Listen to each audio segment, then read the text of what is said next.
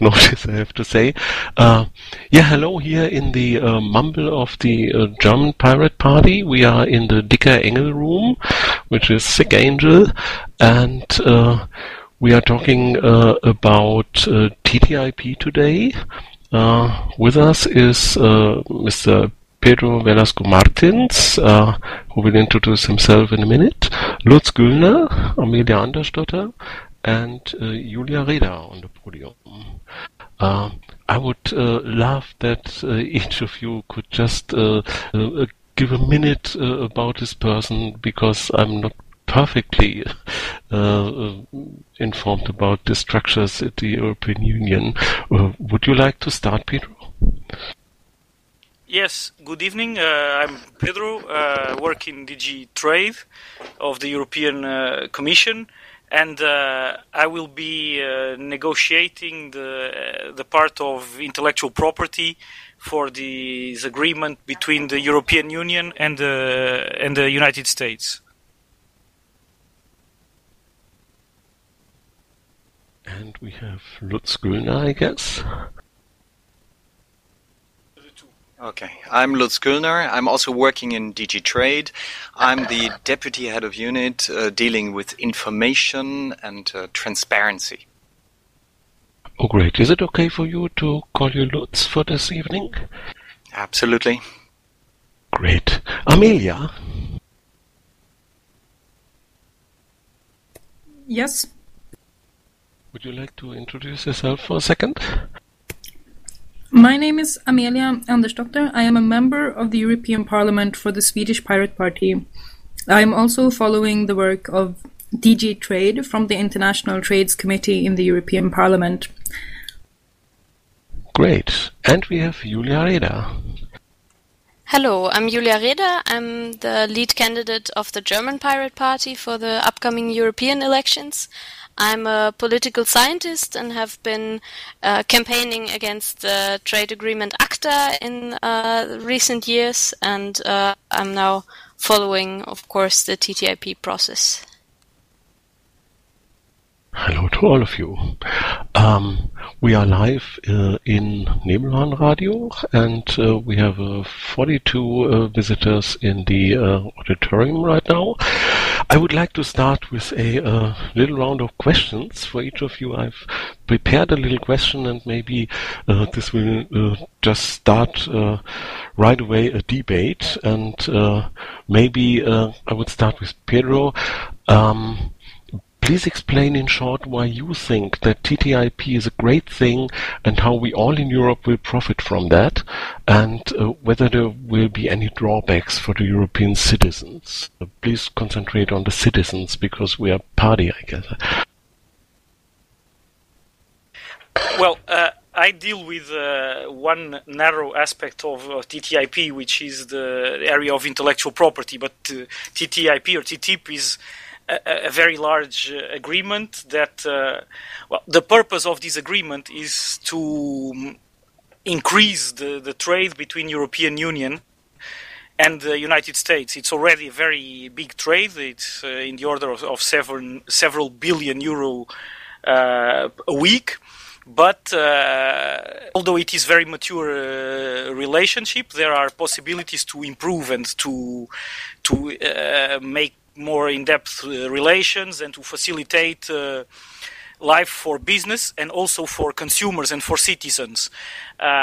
So the purpose would be to look at the aspects in this relation that can be improved, to listen to the business, but also to listen to citizens, to consumers, to NGOs, and to go more in depth on these aspects that will bring a benefit, because the relation between US and EU is very mature, very developed, so many things will not change.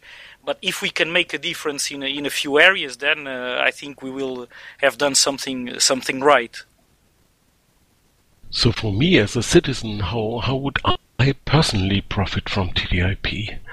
Maybe in the area of intellectual property, I guess. Well, in the area of intellectual property, both the European Union and the US have very sophisticated systems that are well established and already protect intellectual property at a high level. So that is why in IP we intend to look at a reduced number of issues. We don't intend to revisit everything, and we don't intend to harmonize the two systems. That would be an impossible task. But if there are areas that we identify where we can reduce some bureaucracy, or we can make procedures a little bit more common, or we can have a similar level of protection, then we would like to address it. For instance, one example is for geographical indications. It may be something that does not interest so much the members of your party, but it is about agricultural products like wines, like cheeses, etc., where we believe that we can sell them more easily in the United States and have them better protected in the United States. That is an area that we would like to address. But for the moment on intellectual property, we have not yet established which issues we will address in detail. We have been talking a lot with the US, looking at what both the industry and the civil society is asking, but we did not establish yet exactly on which issues we will go in more detail, with one exception, which is geographical indications. There we have already established that on the EU side we want to improve the situation in the US. So you mean I will not so often see in YouTube or so, this is not visible in your country? Sorry, I didn't understand the question. Might it be the case that this has a positive drawback on the issue that I sometimes face, message this service is not available in your country, for example in YouTube or so? Well, that may be a difficult issue because, you know, intellectual property rights, they are territorial. You cannot really export. They are protected on a country-by-country basis. The drama for European citizens, and we cannot change, is this is still an area of 28 countries, which has individual rights. It's in that area it is more fragmented. The US, they have only one intellectual property regime, and whatever is available in YouTube is available for all the countries. This is not so much an issue that can be solved by TTIP, but can be addressed by our internal market regulations. I would say that fragmentation is more an issue that can be solved in Europe than that can be solved in the US. It has very little to do with US.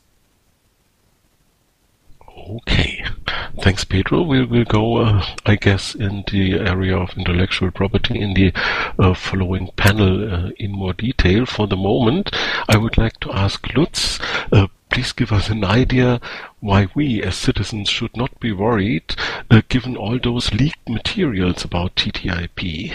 And I mean, the US side did at least publish the objective for the negotiations, but even the mandate for the EU delegation was only available after a leak. Why is that the case? No, I mean, the question is how much information is out there on a negotiation. And there I can say we have done a lot there. I don't know if you had a chance to look at our website, for example. We've been very clear on our objectives. We've been very clear on what we want to negotiate. And we have been very clear on how we want to negotiate. Okay, but I have indeed searched through this website and I found lots of material, but actually this material is all about not about the current round of negotiations, but about the last one, and it's only the input of the last round. So how should I, as a citizen, get an idea about what's going on at the moment? Well, first of all, you see, of course, the reports about each and every round, and we put this information in nearly real time out there. So there's nothing that is hidden or something, but maybe one very important comment to make is There is a lot of speculation about documents that exist, about kind of text, negotiating text that exists already. And there I have to stress, we are still at a very early stage in these negotiations. There is no negotiating text, so there cannot be even a leak of this. Over the past few weeks, there have been so-called leaks that were not real leaks, that were labeled as leaks.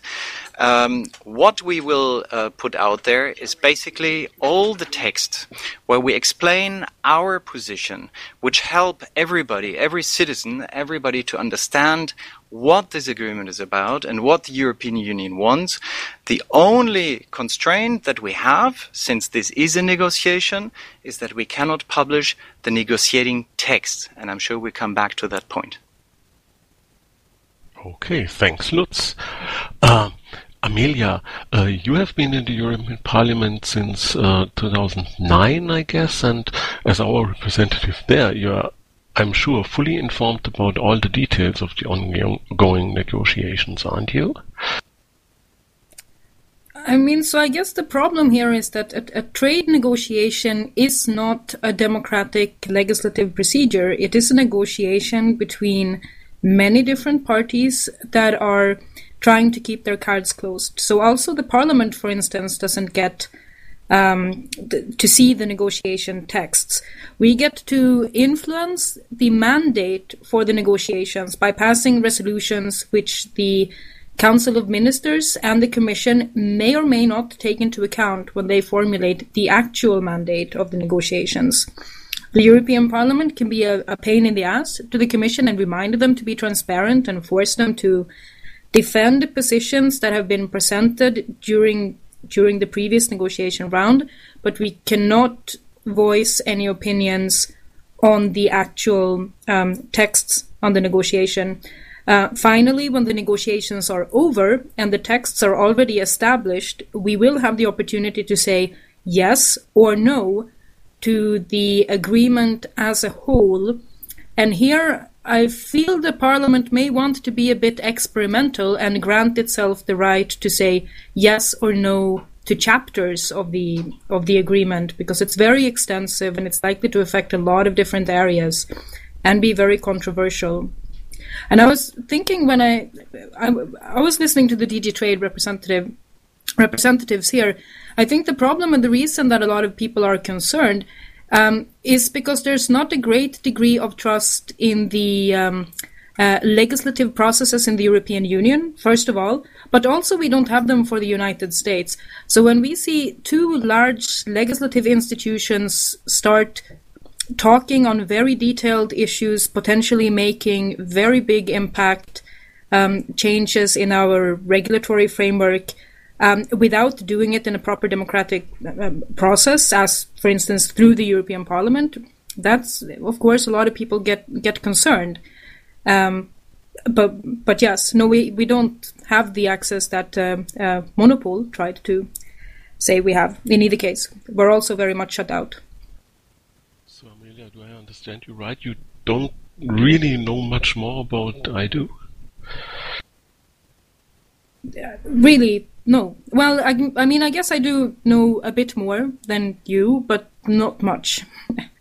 Okay, well, at least you have much more time to work on this, I hope.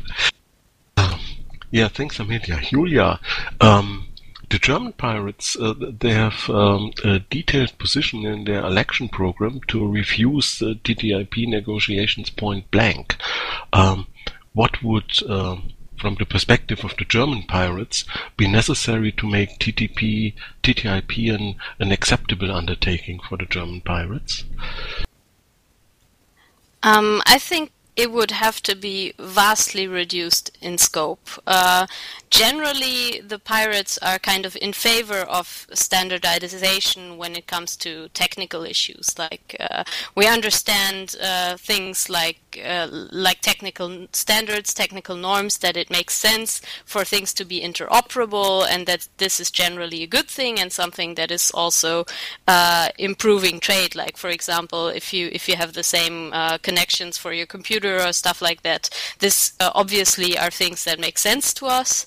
However, As Amelia already pointed out, basically we're going to be faced with the very, very narrow democratic decision of whether or not to accept or reject this potentially very extensive agreement that also has a very, very ambitious undertaking. Basically, if we're going to harmonize the way that products can be offered on the markets in the European Union and the United States, we're going to be facing some, I think, perhaps insurmountable differences in the way we approach regulation in Europe and in the United States.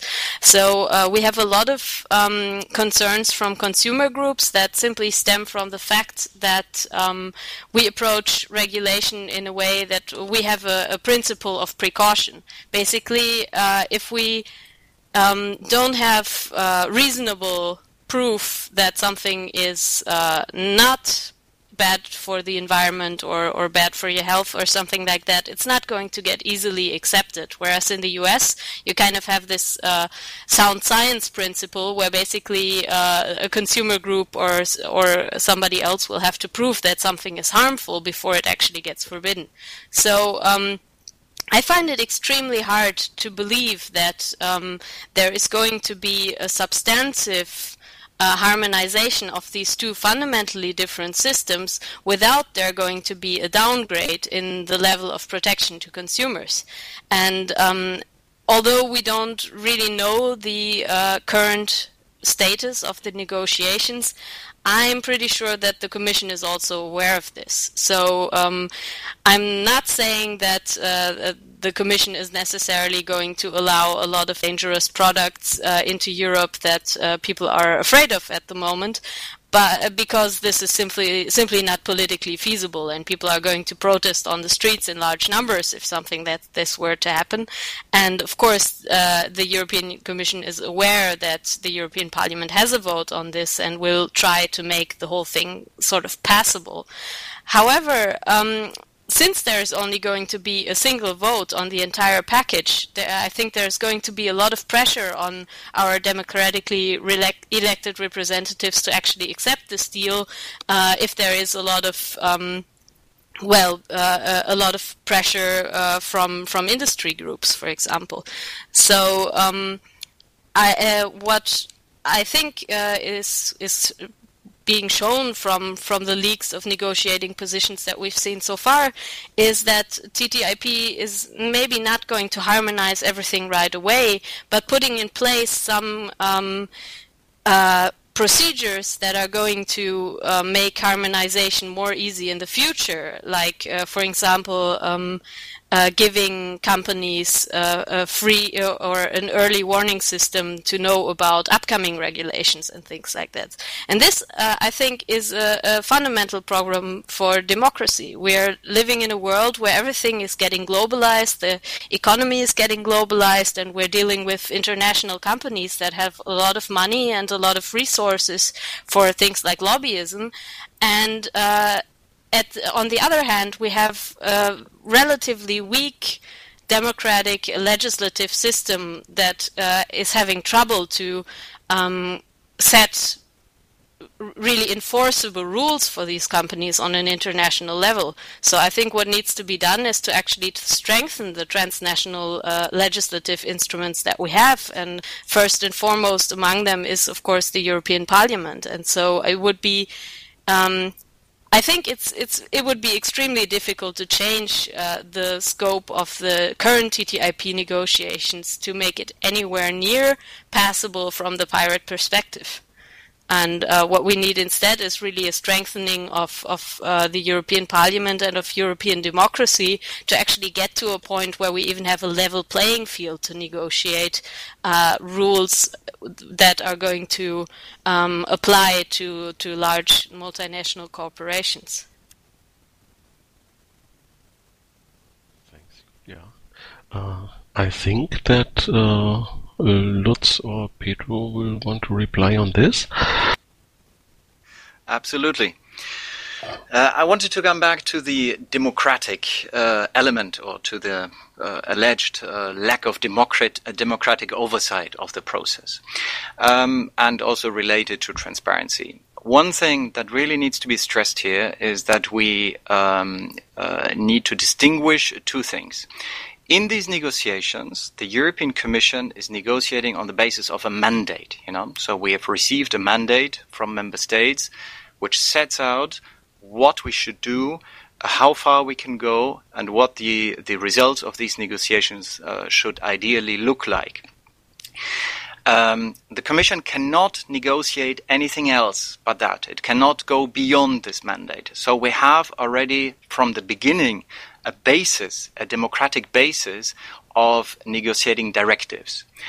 Then we negotiate. During these negotiations, as it is now, each and every round, each and every step of these negotiations is consulted with the European Parliament, with the so-called monitoring group for the TTIP, which is a subgroup of the Inter Committee.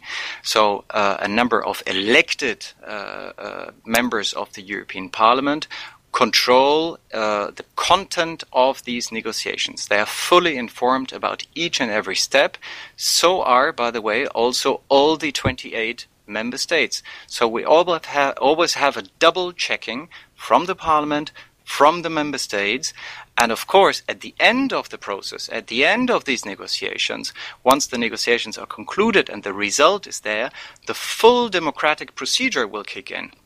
We call it with a double kind of democratic check, so to say, again from the European Parliament and from the member states, and possibly, should it be a mixed agreement, so should there be also elements that fall into the competence of the EU member states, then there will be even potentially a check by all 28 member states. So to say that there is no democratic oversight, that this is undemocratic, is simply not true.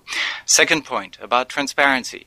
I made a difference between putting out to the public the negotiating texts, which are seen, by the way, also then by the member states and the European Parliament, and the negotiating positions. And I think the European Commission so far has made very clear and very open and very transparent all its negotiating objectives, all its approaches. It explained these approaches and anticipates the way we approach also the different issues in the future.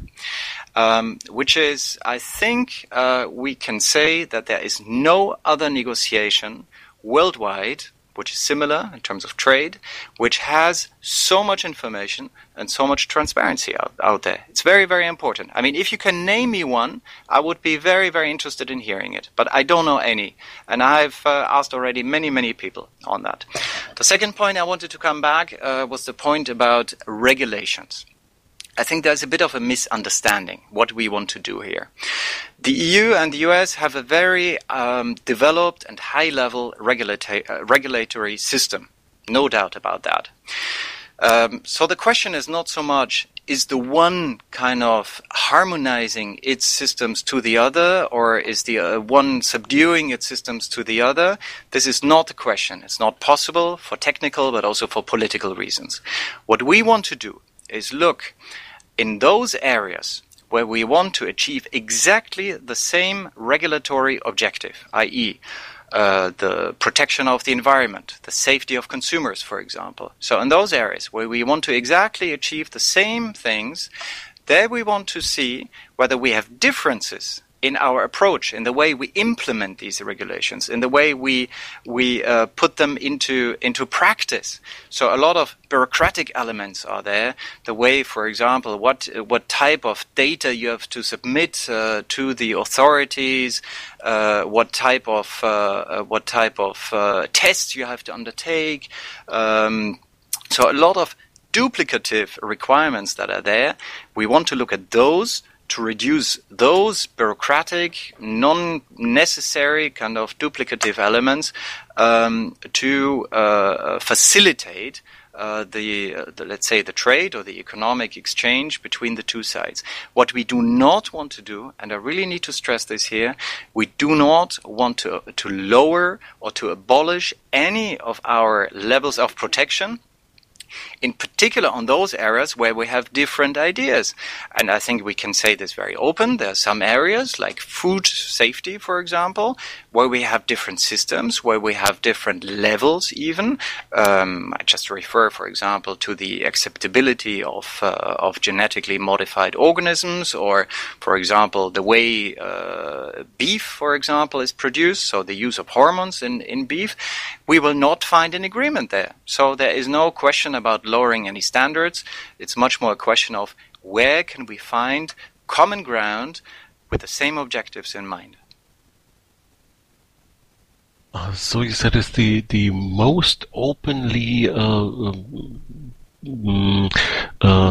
those trade negotiations, and at every stage of the negotiations there will be a consultation with the European Parliament?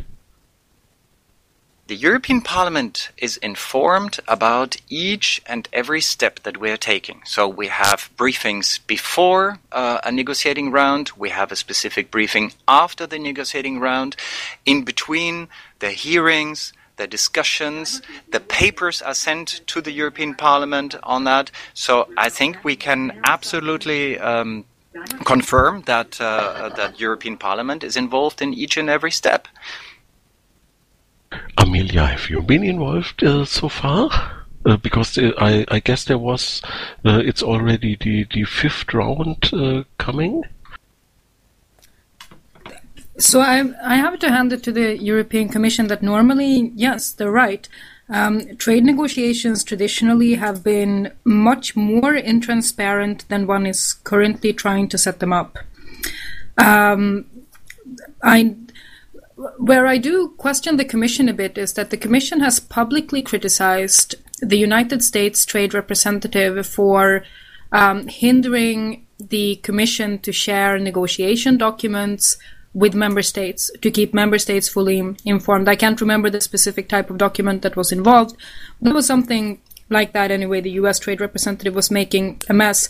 And so it's very clear that at least the United States negotiators are trying to decrease the transparency in the negotiations. Now, the European Commission, I guess, learned a lesson from the anti-counterfeiting trade agreement, which didn't end up going well after the texts were revealed. And so standing working groups, and we do prepare responses to each round of the negotiations. The European Commission has visited the Parliament in order to explain why some things are addressed in the negotiations, other things not. But still, from the perspective of a citizen in the member states, I think what the European Commission representatives aren't necessarily taking into account when they're explaining the democratic oversight is that already the European institutions have a very low level of legitimacy in the member states. If you look at, we had the vice presidents of the Parliament produce this pre-election report last year about the level of trust that the citizens feel in our ability to make responsible decisions. It's dismal. Citizens hate us.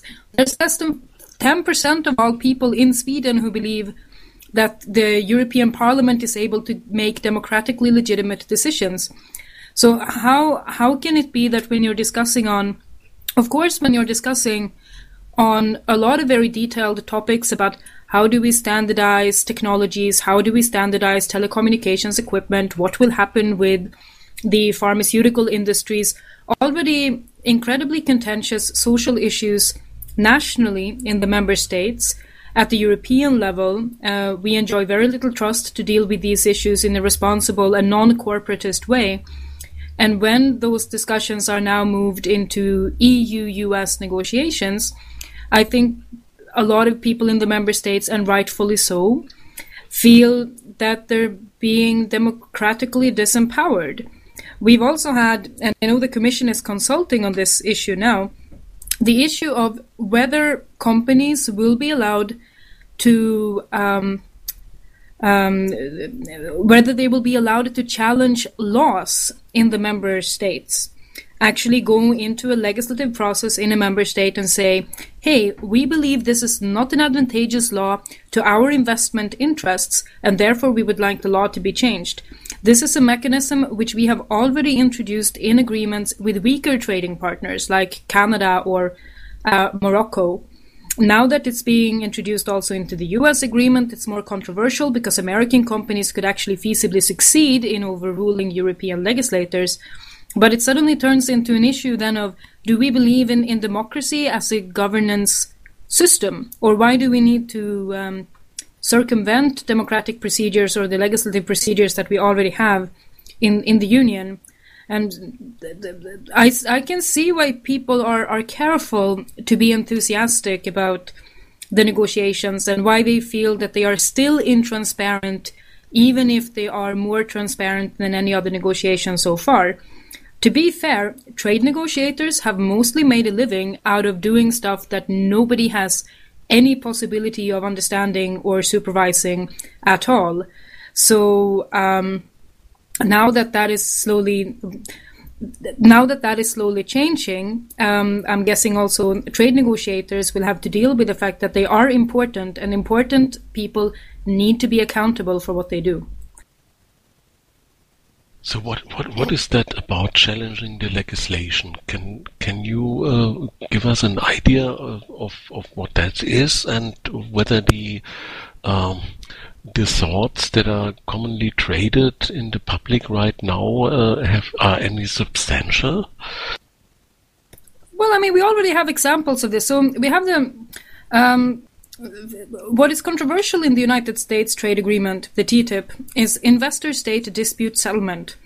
So the best two examples that I've found to illustrate what that means is a couple of mining companies that were active in Canada and as such were covered by Canadian environmental laws. After they had invested in setting up the mines, they felt that they didn't necessarily want to carry the costs of complying with Canadian environmental laws, and so they challenged the Canadian legislation under the North American Free Trade Agreement, or NAFTA, and they won. The arbitration panel of the Free Trade Agreement said that the Canadian environmental laws were an unjust burden on the mining companies, and so the Canadian state or the Canadian public ended up having to carry the costs. But we know, I mean, so the United States already does this to some extent or the other. They have this special mechanism that they call the 301 reports, where they specifically list individual member states in order to push them one by one into making sharper copyright legislation or sharper trademarks legislation. We know that Spain has been influenced by this. Also, Finland has been influenced by this. This year, they're going after Finland, Romania, and a couple of other member states that escaped me. But the American United States Trade Representative, they're already trying to exert pressure on individual member states to change their legislation. And that, of course, also doesn't increase the confidence of the European public in these negotiations. Lutz, do you think this might happen in the US-Europe situation after TTIP also? Something like this, I think about fracking or something. It's not very... we don't like that so much here in Germany, I guess. No, for fracking it's kind of okay. I don't think that. But say something like data protection. If the United States ambassador has already said in Berlin during the data protection negotiations in Brussels that he believes that the data protection regulation is paramount to a trade war, then certainly one could imagine that an investor-state dispute settlement mechanism would somehow incentivize the Americans to challenge our human rights legislation. I would like to comment on that, if I could. Yeah, of course. Good. I wanted to first come back to the democratic oversight element and then say a few words about this investment protection and investor-state dispute settlement, because there are a few things that are where it's very important to clarify what it is and what it is not. On the democratic oversight, I just wanted to come back to that. A trade negotiation as such is not yet a formal legislative process. That is very important because there are very often kind of misperceptions of that during the negotiations there is of course no vote, there is of course no kind of formal decision to be taken. What the European Commission does is to negotiate, to present a potential text, basically a draft text, and then it's up to the democratic institutions, democratically elected, to kind of ratify it. Now, the point about whether the European Parliament has the right legitimacy or not is a very different discussion from TTIP. It's much more a question about the construction of European institutions and their democratic legitimacy, let's say. But let's not kind of link the one to the other because it's not necessarily kind of connected. Now, coming back to investment protection. Why is investment protection covered in trade agreements?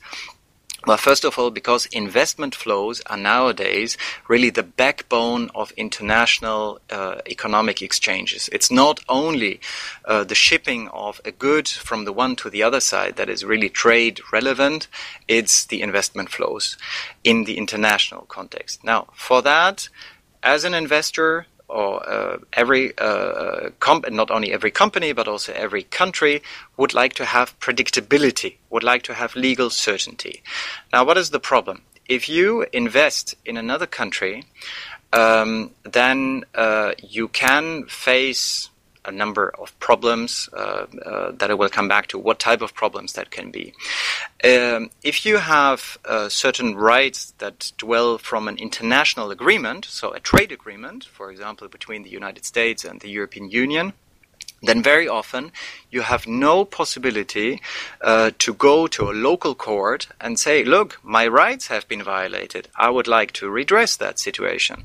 That's why you need an international kind of mechanism to close that loophole, to close that problem. There is basically a thing missing, so to say. So it's the relationship between national and international law. Investment protection or investor-state dispute settlement addresses this issue by defining very clearly three elements where an investor can kind of claim, let's say, or where he can kind of launch this procedure. And that is only in the case of discrimination, only in the case of an expropriation without any compensation, and only if there is a clear violation of the standard of fair and equitable treatment. It is not, and I really have to underline this is not a mechanism where you can address whatever law you don't like, whatever measure you don't like, in particular if those measures and laws have anyway been applied on a non-discriminatory basis.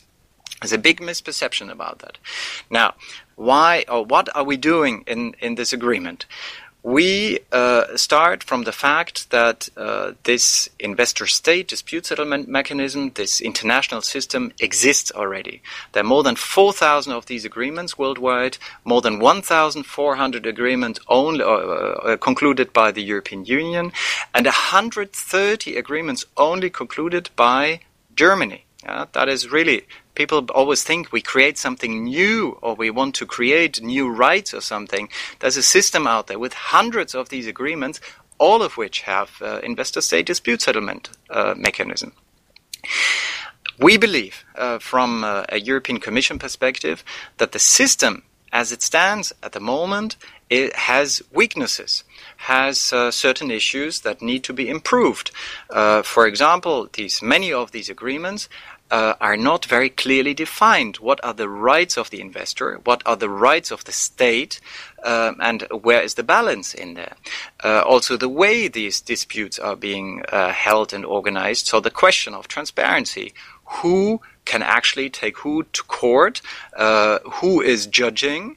Who can control the proceedings, etc. That's why we think the TTIP is actually not the place to create something new, but to improve an existing system, to use the US and EU negotiations to look at all the kind of weaknesses in terms of content. Happy to go into more detail, but I don't want to make it too long. So to make very clear, when can an investor kind of take a state to court? And I can assure you, these are very, very precise and clearly defined and narrow possibilities. So you cannot just kind of launch a case against Germany or anybody else, because you don't like an environmental law if it applies to everybody. It's simply not possible. But if you, as a specific company, are specifically discriminated against, and in addition, you cannot even go to a local court, to seek redress. Well, then that is the mechanism you could use. So it's about improvement of an existing system, not creating new rights. And these rights, anyway, again, sorry, I'm going to stop here. These rights are very, very narrowly defined. Thank you. Julia wants to comment on that. Yes. First of all, on the point of legitimacy, I think there is a huge difference between whether or not there is democratic legitimacy because Parliament gets to vote on the final text of an agreement, or whether something has actually gone through the entire length of the legislative process.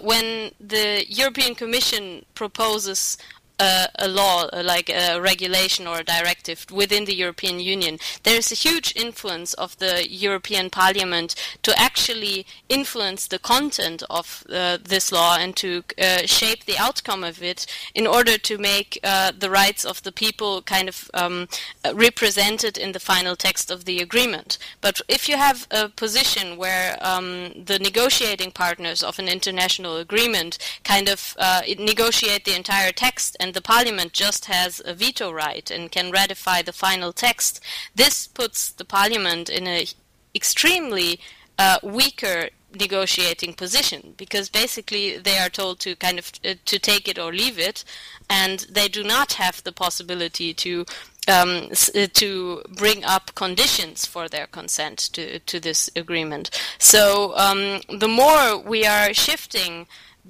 our system of rules and regulations to an international level and to a level of international agreements, the weaker the legislative actually becomes. So basically we are shifting the way that our lives are being governed from the parliament and from the legislative towards the executive. And now if you're saying, well, the member states have given a mandate, a negotiating mandate to the Commission, this once again is the executives of the countries.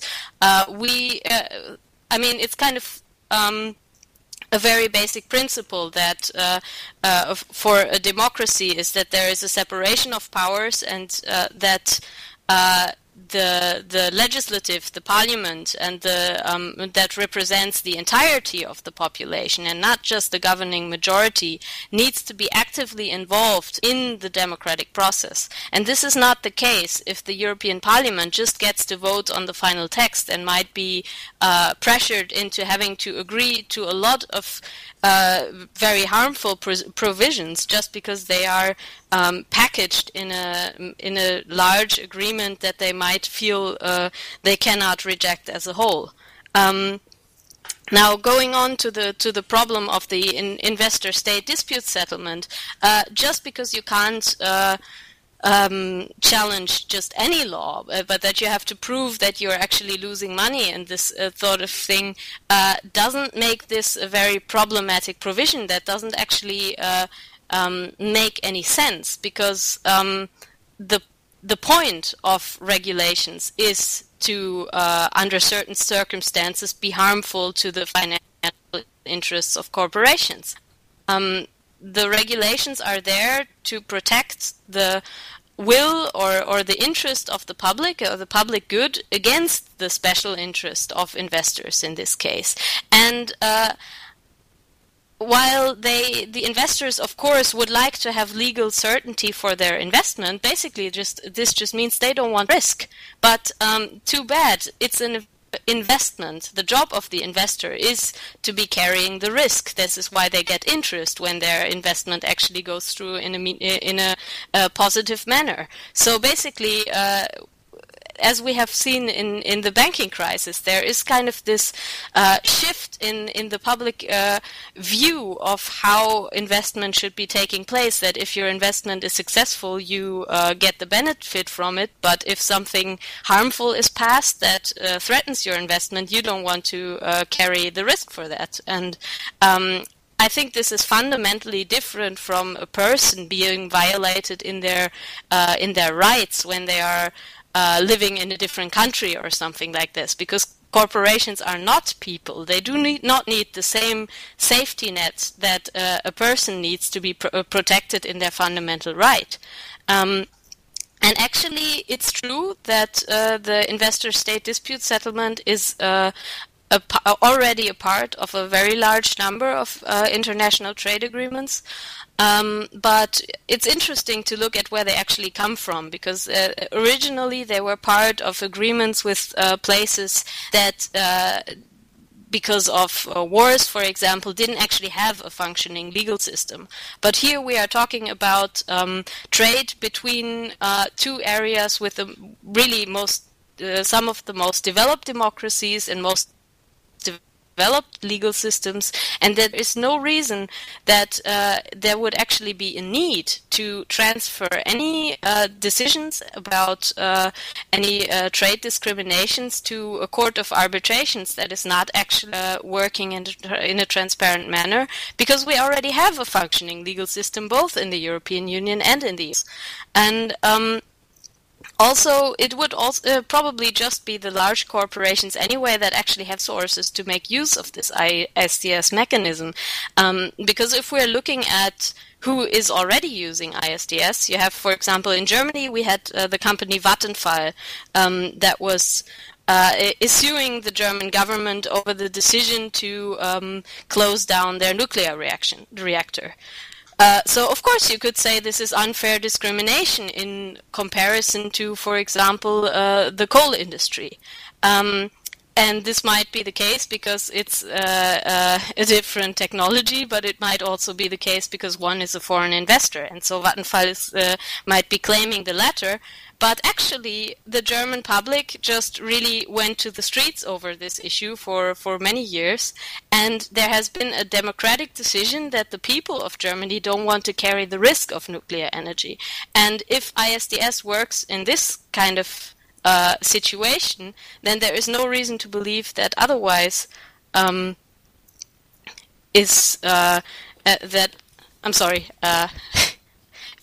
there's just no reason to believe that the claims that are actually going to be put forward under ISDS, under TTIP, are going to be any more legitimate than what we have already seen in ISDS in many other cases.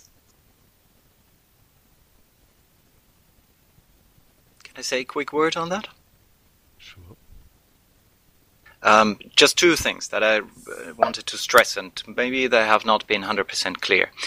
The first thing is, again, you need to have a clear case of discrimination. You need to have a clear case of the three kind of examples that I gave in the beginning. You cannot challenge any public measure because of expected losses, for example. It's simply not possible.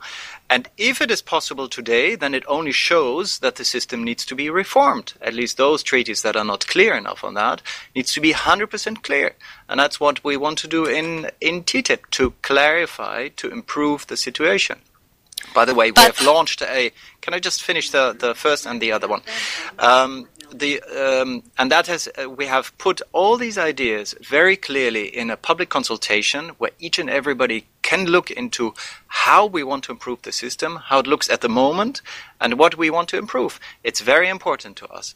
That includes also transparency. Vattenfall, for example, I haven't seen any public proceeding of these courses. I don't know exactly what Vattenfall is claiming against Germany. We know that it has to do with a change in the energy policy, but I don't think anybody has really seen these papers so far because the process is not transparent. So I cannot comment on that case itself.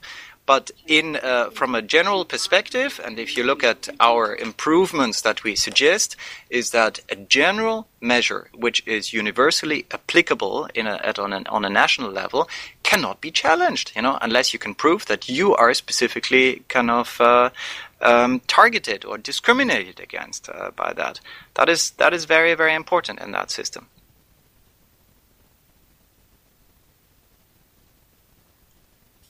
I would like to give the two people from the podium the chance, but I would like to comment after that. Okay, we have with us now Guido Körber, the bug, who is a small and medium undertaker, and Bruno Gramm, who is our what means Beauftragte in English? He's our specialist on intellectual property and on TTIP, and they both have sent a message to the channel that they want to talk. Guido was first. Guido. Yes, I wanted to comment on the necessity to have that investor protection thing. I don't quite see why we need to have it in any trade negotiation, since we have the developed and working legal systems on both ends. And the other thing is that the misuse of these regulations are proven, like with the case I just posted to the comment line here. Lone Pine Resources in Canada is suing Canada over not being allowed to produce gas with fracking. And there are even a Canadian company that do that by suing via their US daughter company. So there is clear proof that these regulations are going to be misused, and so I don't understand why it's even an issue to include them into a new trade agreement. I guess that was a question or a comment, which allows me again to clarify. We do not want to create something new. And I cannot repeat it more often. Even under the current system, as it stands, an American company could potentially take the German government to court now. So not having ISDS would not change anything of this situation. Germany is part of the Energy Charter Treaty. The United States is also a member of the Energy Charter Treaty. So there are links already. Germany can already be taken to court today. If we create TTIP, it doesn't really create anything new. But the good thing about TTIP, so to say, is that it is the chance to exactly look at those weaknesses of the system that you mentioned. You mentioned a number of cases that should not happen in our view because they do not fulfill the criteria of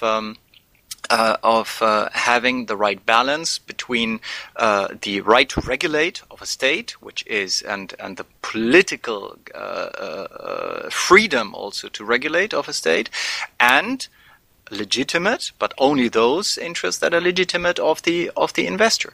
The other thing is, why is it good to have it with Pakistan and not with the United States? That's exactly the question that one needs to ask. Do we want to put all the countries in the world in two baskets? The one are the good ones with a good and developed system, and the other ones with a bad system. So where do you draw the line? Is Canada good or bad? Is China good or bad? Is Australia good or bad? And I don't know. We could make the list. So our approach is, why don't we develop good rules that are acceptable to everybody, which is a sort of standard acceptable to everybody, but then also everybody needs to play by the same rules. And we don't want kind of a scattered system of two tiers. And I find it nearly a bit, well, I don't want to use the word cynical, but it's at least problematic to put two baskets of countries. And if the system is good, and if it's safe, let's say, if there are the safeguards that we need, there's no reason to argue why we don't need it with the United States, or why we shouldn't have it, or apply it with the United States as well. Okay, if I may, I would like to answer to this directly, because I think there was a misunderstanding of what I was saying. I was pointing out where the investor-state dispute settlement comes from historically. I don't think we should be treating the United States any differently than Pakistan, but actually we should get rid of investor-state dispute settlements in all cases. What I'm pointing at is that the way these kinds of neoliberal measures are being introduced is that at first it was argued, well, this is just a special case that we need for countries without a functioning legal system, and that is now being rolled out to an ever larger number of countries. Exactly because the already existing trade agreements are now being used as arguments to reinforce why new trade agreements are not such a problem is kind of the problem that I'm getting at here. Because you end up with a very fine mesh network of bilateral trade agreements between individual countries, but their effects actually affect all the other countries in the world. And this is particularly true, of course, with a trade agreement with the United States and Europe. Let me just give an example. There has been a case of an ISDS by the tobacco industry, where a United States tobacco company was suing Australia over their daughter company in Hong Kong, because there was a bilateral trade agreement between Hong Kong and Australia, and having daughter companies everywhere makes it extremely easy, of course, for multinational corporations to actually make use of all these bilateral trade agreements. So, of course, putting another trade agreement on top of this, especially one between the two largest economic areas in the world, to make it ever more difficult to ever get rid of this system of ISDS that is already extremely harmful to basically to democratic decision making. So we need to reclaim this room where we can actually make democratic legislative decisions about the way we want to lead our lives. And this is actually why the European Union is such a great project, because here we have the chance to have multinational democratic legislative decisions. But the more trade agreements with things like ISDS we pass, the less room there actually is for democratic decisions to be made in the first place. If I may add, it's Pedro here, something we are using a lot of references to democracy as if this was in question here. Democracy is acquired fact both in EU and the US, so maybe we should talk about more concrete things. In this case of ISDS, you will know perhaps that the US has already 9 investment agreements with EU member states, and it was mainly with the Eastern member states. And with these agreements in place, these member states, they still joined the European Union and integrated in their order perhaps the biggest body of regulations that exists in the world. And there is not one example of one regulation that they were prevented to adopt because of an ISDS with the US. So at some stage, okay, we can talk about and you can debate and we can certainly improve the system, but try to wave scary flags on all this process, it's maybe exaggerated. The system, even with its weaknesses, has limitations, and it does not put in question the democratic process, and it didn't prevent, for instance, these 9 countries from becoming full democracies and joining the European Union. Maybe, we should be a bit more pragmatic, and we are also here talking all the time about cases that are launched, and very rarely talking about decisions that are reached. People are free to launch the cases they want, and if they want to throw their money out of the window, they can do it on cases that they cannot win. We have to judge the system more by the cases, the results of the cases, than by the issues that are raised. So all of this needs to be taken into consideration.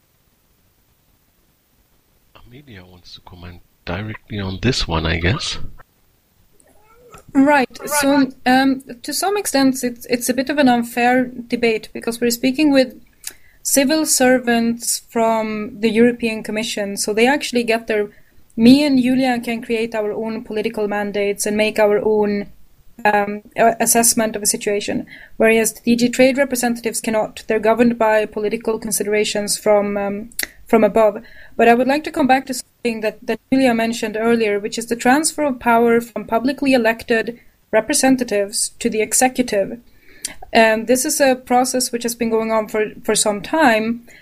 And to me, it's striking the irony that we're currently protesting in Europe greatly in numbers of member states the fact that people are voting right-wing extremist parties that do not believe in democracy, while at the same time we have so many secluded and large processes which are clearly not democratic in the sense of balancing and division of powers, the way that Julia mentioned.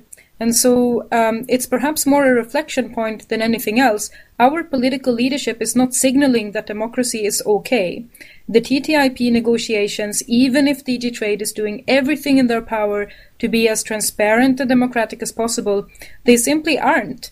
And we cannot expect our citizens to spontaneously disrupt in democratic joy when their political leaders are so clearly signaling that democracy isn't a desirable splitting of powers. And I think especially in many European governments now, this is turning into a big problem, that we're losing our commitment to a democratic decision-making procedure in the general sense. And that goes very much for Central and Eastern Europe, by the way, where we have an incredibly low number of young participants in public policy development, because young people simply do not believe that the democratic system works. And to me, that's very distressing.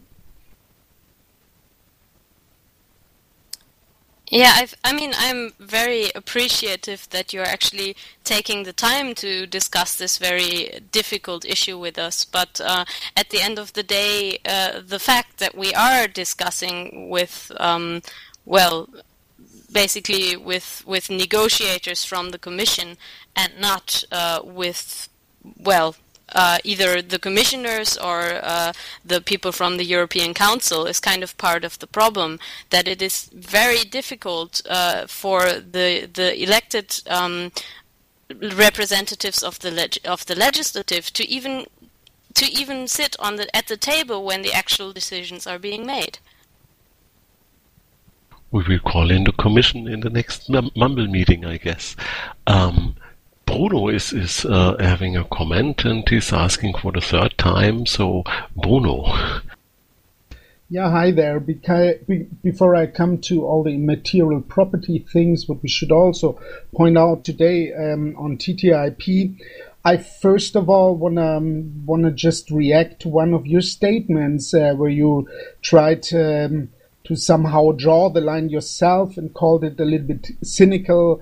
That we try to draw a line between states, but basically what's happening on TTIP and on this investor-state dispute settlement is like giving much more forces to multinational corporations instead of nations. In fact, it's a lullaby, what you were so far telling, as if companies have no ways to protect themselves today. We live in EU and United States and societies which are so strongly driven by the interests of companies and the lobbyism. We see that specifically how laws are done in the European in Europe. We just need now to think about how we get rid of the system to have more participation for the people. And when we look still on the ISDS, we have to say, and let's now look into the numbers, the real costs of ISDS. According to UNCTAD, there is 514 treaty-based cases which were known about in 2012, on which 58 new cases were initiated in that year. 95 countries had to respond to one or more cases in the year 2012. And when you look at US and EU investors, they have initiated at least 329, which is 64% of all known disputes. And when you then look into effectiveness, you see that investors' claims were accepted in 70% of the known arbitral decisions about specific cases in 2012. When you now see how these cases are handled on the court of the ICSID, you have to see that, first of all, it is totally intransparent. If you want to find out, and basically you said it yourself, you have no clue what's going on there on this trial between Vattenfall and Germany. Of course you have no clues because it's totally intransparent. You will not find anything out about it.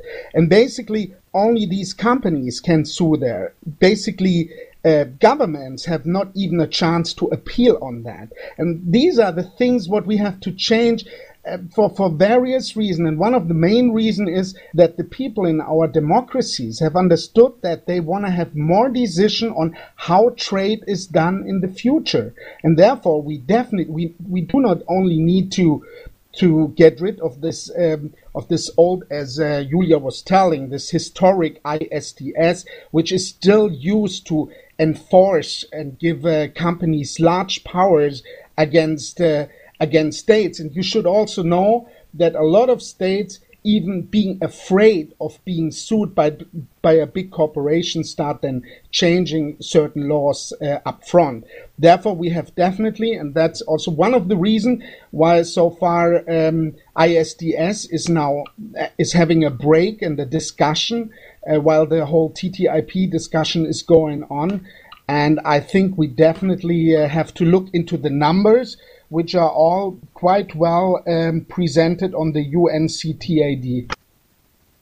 Yes, Lutz pointed out there are activities to improve actually these discussions and these Lutz. Regarding what Bruno said, do you think there will be any improvements in that way? Or what kind of improvements are you thinking about? No, that's exactly the point that I made beforehand, and Bruno gives me a good, let's say, a good occasion to reinforce this point. Transparency is at the current system, and the current system is not guaranteed. So nobody knows exactly who's suing whom, on what ground, and what these kind of verdicts are as well.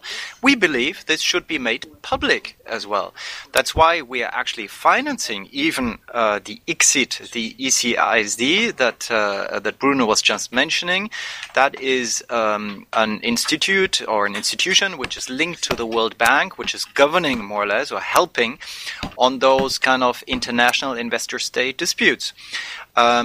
We just gave a certain sum of money to that organization to improve the transparency and to build up a database of these things. I mean, just to mention one of the examples.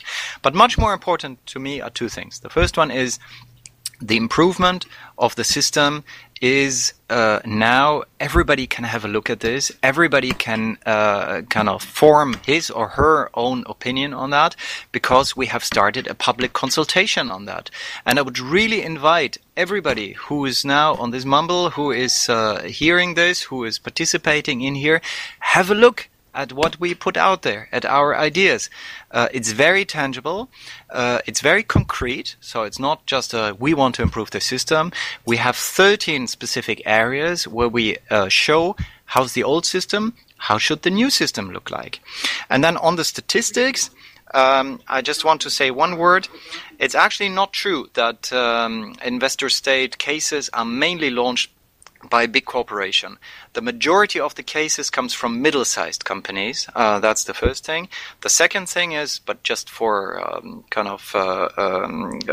let's say for the debate, is also that most of the cases are not launched by US companies, but actually by EU companies. So, I mean, the most important thing in this debate is to stay on the facts. And one fact is that you cannot, and I repeat it now again, you cannot just challenge a law or a public measure because you don't like it or because you think your profit is breaking away. It's simply not possible. And if it is possible at the moment in some of these agreements, then that only shows that the system needs to be improved. In our kind of suggested way forward, this is one of the core elements to say once the state or the government kind of adopts a measure which applies to everybody, then everybody plays by the rules. And that is a core element there.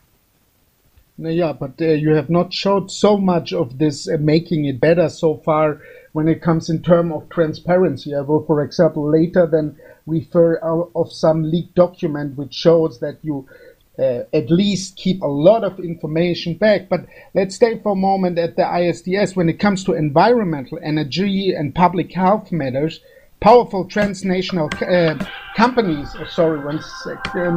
powerful companies associated with environmental crimes, for example, or human rights abuses, and let's face it, especially in the United States, it's about big corporations such as Chevron, for example, or Occidental, have been using these mechanisms to maximize operational profits at the same time as undermining the regulatory framework they have to deal with abroad.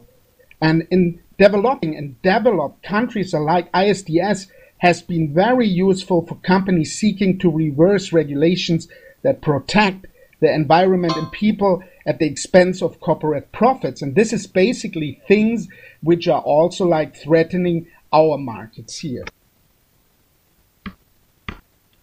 Well, I come back to the point, which is very important to make. You characterize the system on a number of cases. Some of them have not even been concluded, but some of these cases which show that there is a need to improve it.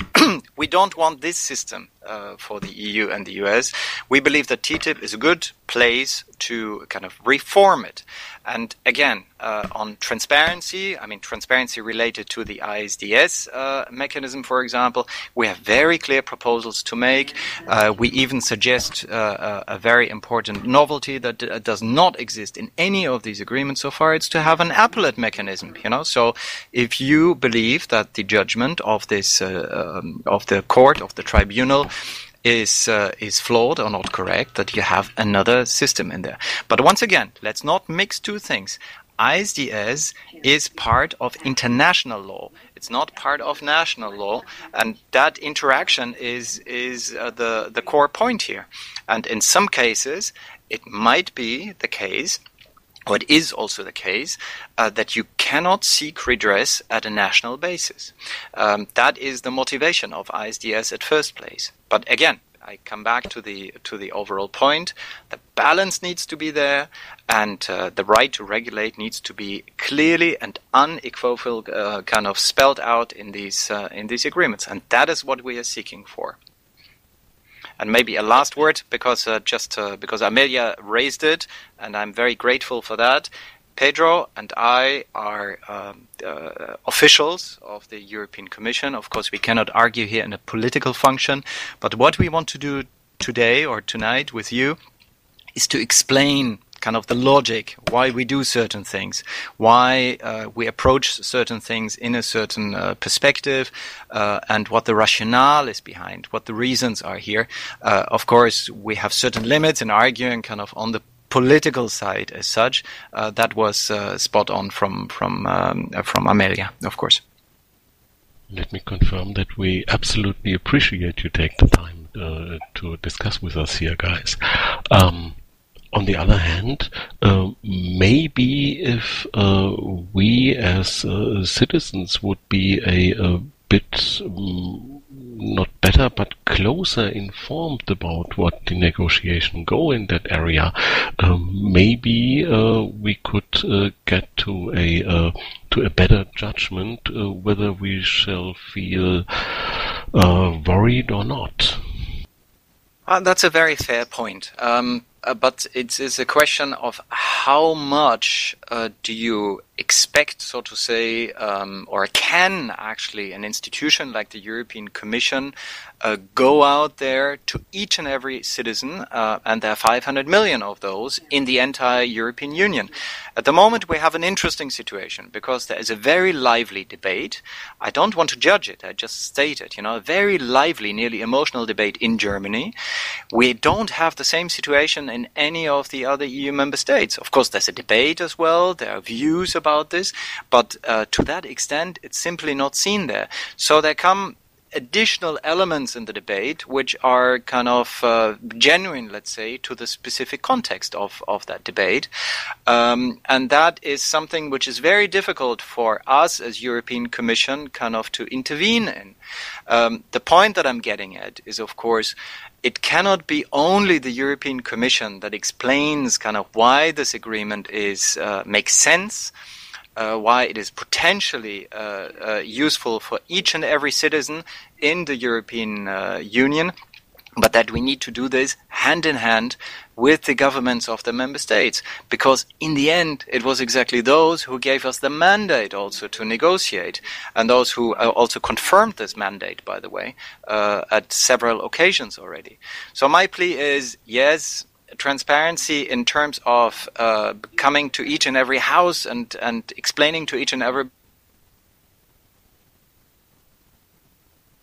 Lutz?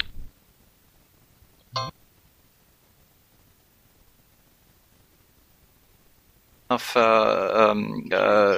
kind of discussions of that type really confirms we want to explain what is out there. And I can come back only to what I said at the very beginning. Please have a look at our website. It's not perfect, but it's better than anything that is out there. And then in addition to that, our door is open. If you have specific questions, if you want to understand why we do things the way we do, come to us, ask a question. There are several tools, direct kind of mailboxes. You can send us messages. You can get in touch. If you're a citizen, if you're a company, if you're an NGO, it doesn't matter. We are there to explain, and we need to explain, and we need to be accountable for what we are doing. Okay. Well, first of all, thanks for doing the consultation. I think it's worthwhile. We've already worked with a consultation on the copyright quite extensively. And because it also offers the possibility to make a political challenge to this to this idea of ISDS. What I don't particularly like about the consultation is that it is basically outlining the rationale on one particular point of the ISDS, how it is supposed to be dealt with within TTIP, and then it is asking you whether you agree with the specific implementation of this point of ISDS. But what I'm missing a little bit is kind of the fundamental question of why do we need this in the first place. And I don't think that ISDS is necessary. I think it's harmful in principle, because it is applying the same kind of arguments that you would have for the protection of citizens to corporations. And I think this is fundamentally wrong, also if they're only medium-sized enterprises with something like 50 million euro turnover. Because the actual people running these companies, of course, are protected by courts. And I think the problem, if you're saying, well, we just want to implement a better system of ISDS, is it is extremely difficult and extremely unlikely that we're ever going to cancel this agreement once it has been put in place. And I mean, this is a tactic that is being used in European integration quite a lot, and I'm actually quite in favor of it under some circumstances, that it is a lot easier to put a regulation or an agreement in the place first place than to later remove it, to reform it. So by putting in place this ISDS as you propose it, with the two largest economic areas in the world, basically you're saying, well, we're not even going to try to get rid of the broken system that we already have, but we're trying to reform it. And I think this is fundamentally wrong. We need to make a political push for getting rid of ISDS in all trade agreements. And this is going to be made, well, nearly impossible with the implementation of TTIP.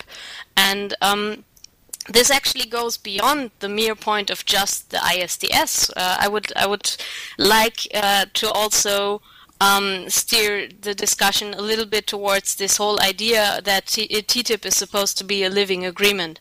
So that basically it is a contract that keeps on writing itself.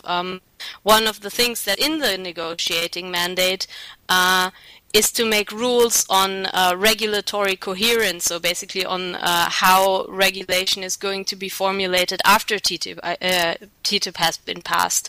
And it is very clear that even if TTIP does not lower standards in the existing regulation on something like the environment, we are facing a climate crisis, and we know that in the next 10 or 20 years we're going to have to drastically improve the levels of protection and make a lot stricter regulations on things like environmental protection in order for the world to survive, basically.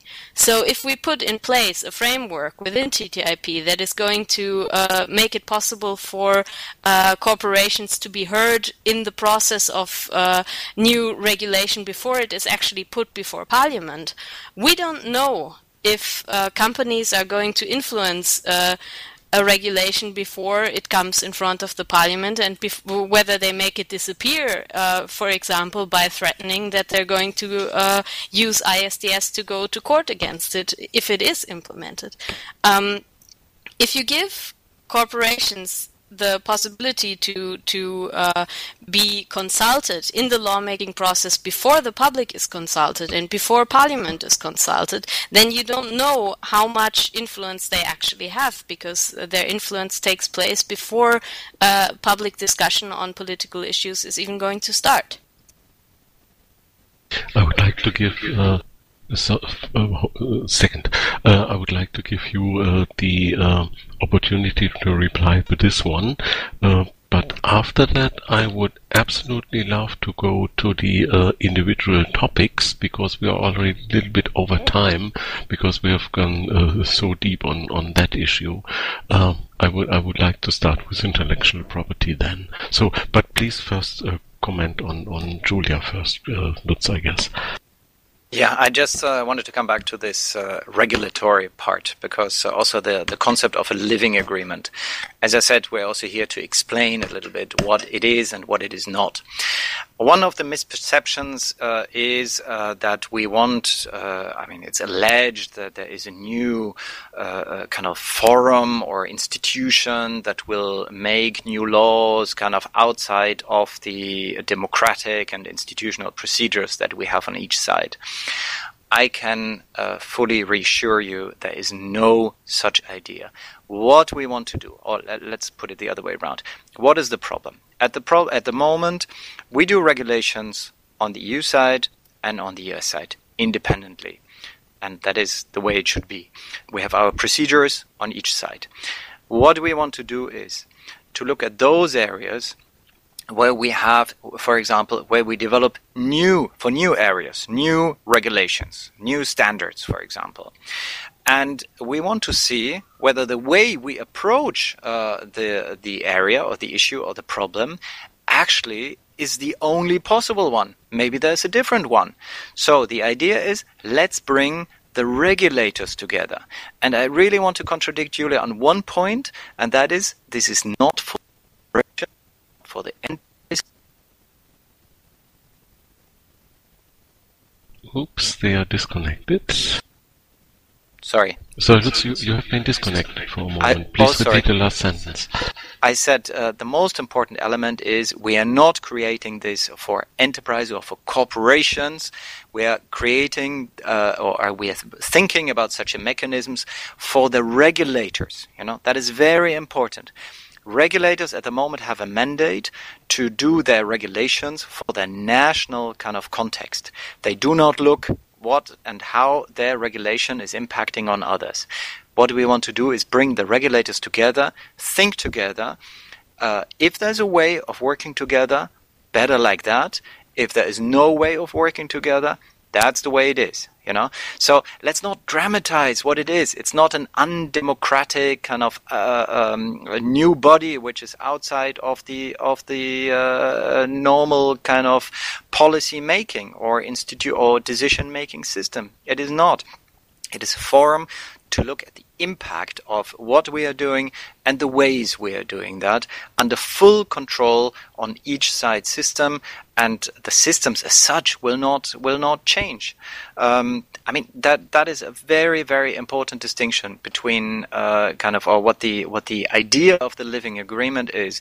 Also, that we cannot kind of look in each and every area now in a short time frame. That of course we need to look at new regulation.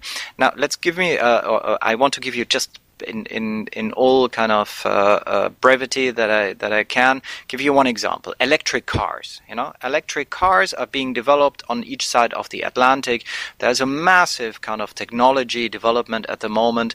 We have to regulate the way these cars, the safety of these cars, the way these cars are connected to the electricity grid, the way they consume, for example, electricity, etc., etc. We are doing this on the one side, the Americans are doing that on their side. Wouldn't it be better to do it together and to look at whether we have solutions maybe that we can share, where we can work together? My guess is in hardly any of these cases the outcome will be of a harmonized system. That is not the approach. What we want to do is let's see where we can do this together, where we can define the common objectives together and the approaches. It's not more and not less. And I think I stop here because I talked too long. Thanks, Lutz. If it's okay for everybody, then I would proceed to the subject of intellectual property, because we have Pedro here and with Amelia and Bruno, two ranked first experts in that area. Maybe one of you would like to start this discussion here? If you don't mind, I would just start with an overall look that can go into the specific points. Okay, but you have to work on your upload speed, I guess. Oh, is it bad quality? Yeah, it's getting better now. Well, if you look at the digital change, it even bears a bigger idea for the global care and welfare. If we look, for example, in strengthening the free software and open access to knowledge, this helps emerging markets, especially these markets which need it the most. And if we look also at some other part of this digital change, which is also connected to the intellectual property, that collaborative consumption helps slowing the massive ecological problems. But instead of having the stakeholders and the main NGOs who are like working on this process at the table of the negotiations of TTIP, it is mainly multinational content corporations, for example, companies like Warner, Disney, the MPAA, the IFPI, for example, Germany, the Bundesverband der Musikindustrie is also having its mandate through IFPI and all these, who try to force their common ideas, the real common ideas of enforcement. And it's most natural, especially when it's completely intransparent, that hereby there is mainly strengthened the old copyright system and the way how to keep it somehow closed. Before strengthening trade idols from last century, we as people from the EU and US should define in an open hearing how we want the future of culture, of information, and of knowledge be managed. The digital change is ending this classical monopoly of producing, of distribution and promoting, and opens naturally the gates to all what our civilization is built on. And especially when you look at the NSA affair, we saw another time that enforcement can never outweigh the privacy and its safety. We're now taking out of negotiations even data security, opening an e-commerce section. We open also the gates for the industry and their interest to enforce strictly, which goes always beyond our privacy. Just to remind, for example, what the IP Commission report in the United States, the Commission on the Theft of American Intellectual Property, suggests, they have finally even measures that go down to rootkits and Trojan systems and all this. And they are really interested into putting this. And if you look recently also what is the interest in Germany, which is not so different, and you have not to wonder, because on both sides of the table are sitting the same corporations. It's making somehow the goat the gardener, instead of making this paradigm shift and giving the people the chance to decide how intellectual property is handled as the digital change made prosumers of everybody. And also, one last point, before we go then deeper into specific points, we should know that international laws are binding. While we have different and historical grown ideas of the idea of immaterial intellectual property and its importance, for example, for commons, and especially in a time where this big paradigm shift is coming, we should give the people the chance to change something. I remember when we had big discussions on InfoSoc and all these, there was always this final killing argument to say, well, but there is TRIPS, we cannot change it. And therefore, I'm really afraid that now putting in, again, like on ACTA, tried before, putting like patents, immaterial property rights, all this, copyrights to get trademark, makes it so strong that we as a society can at the end not decide how we want differently to handle like the future of commons and copyright. Can I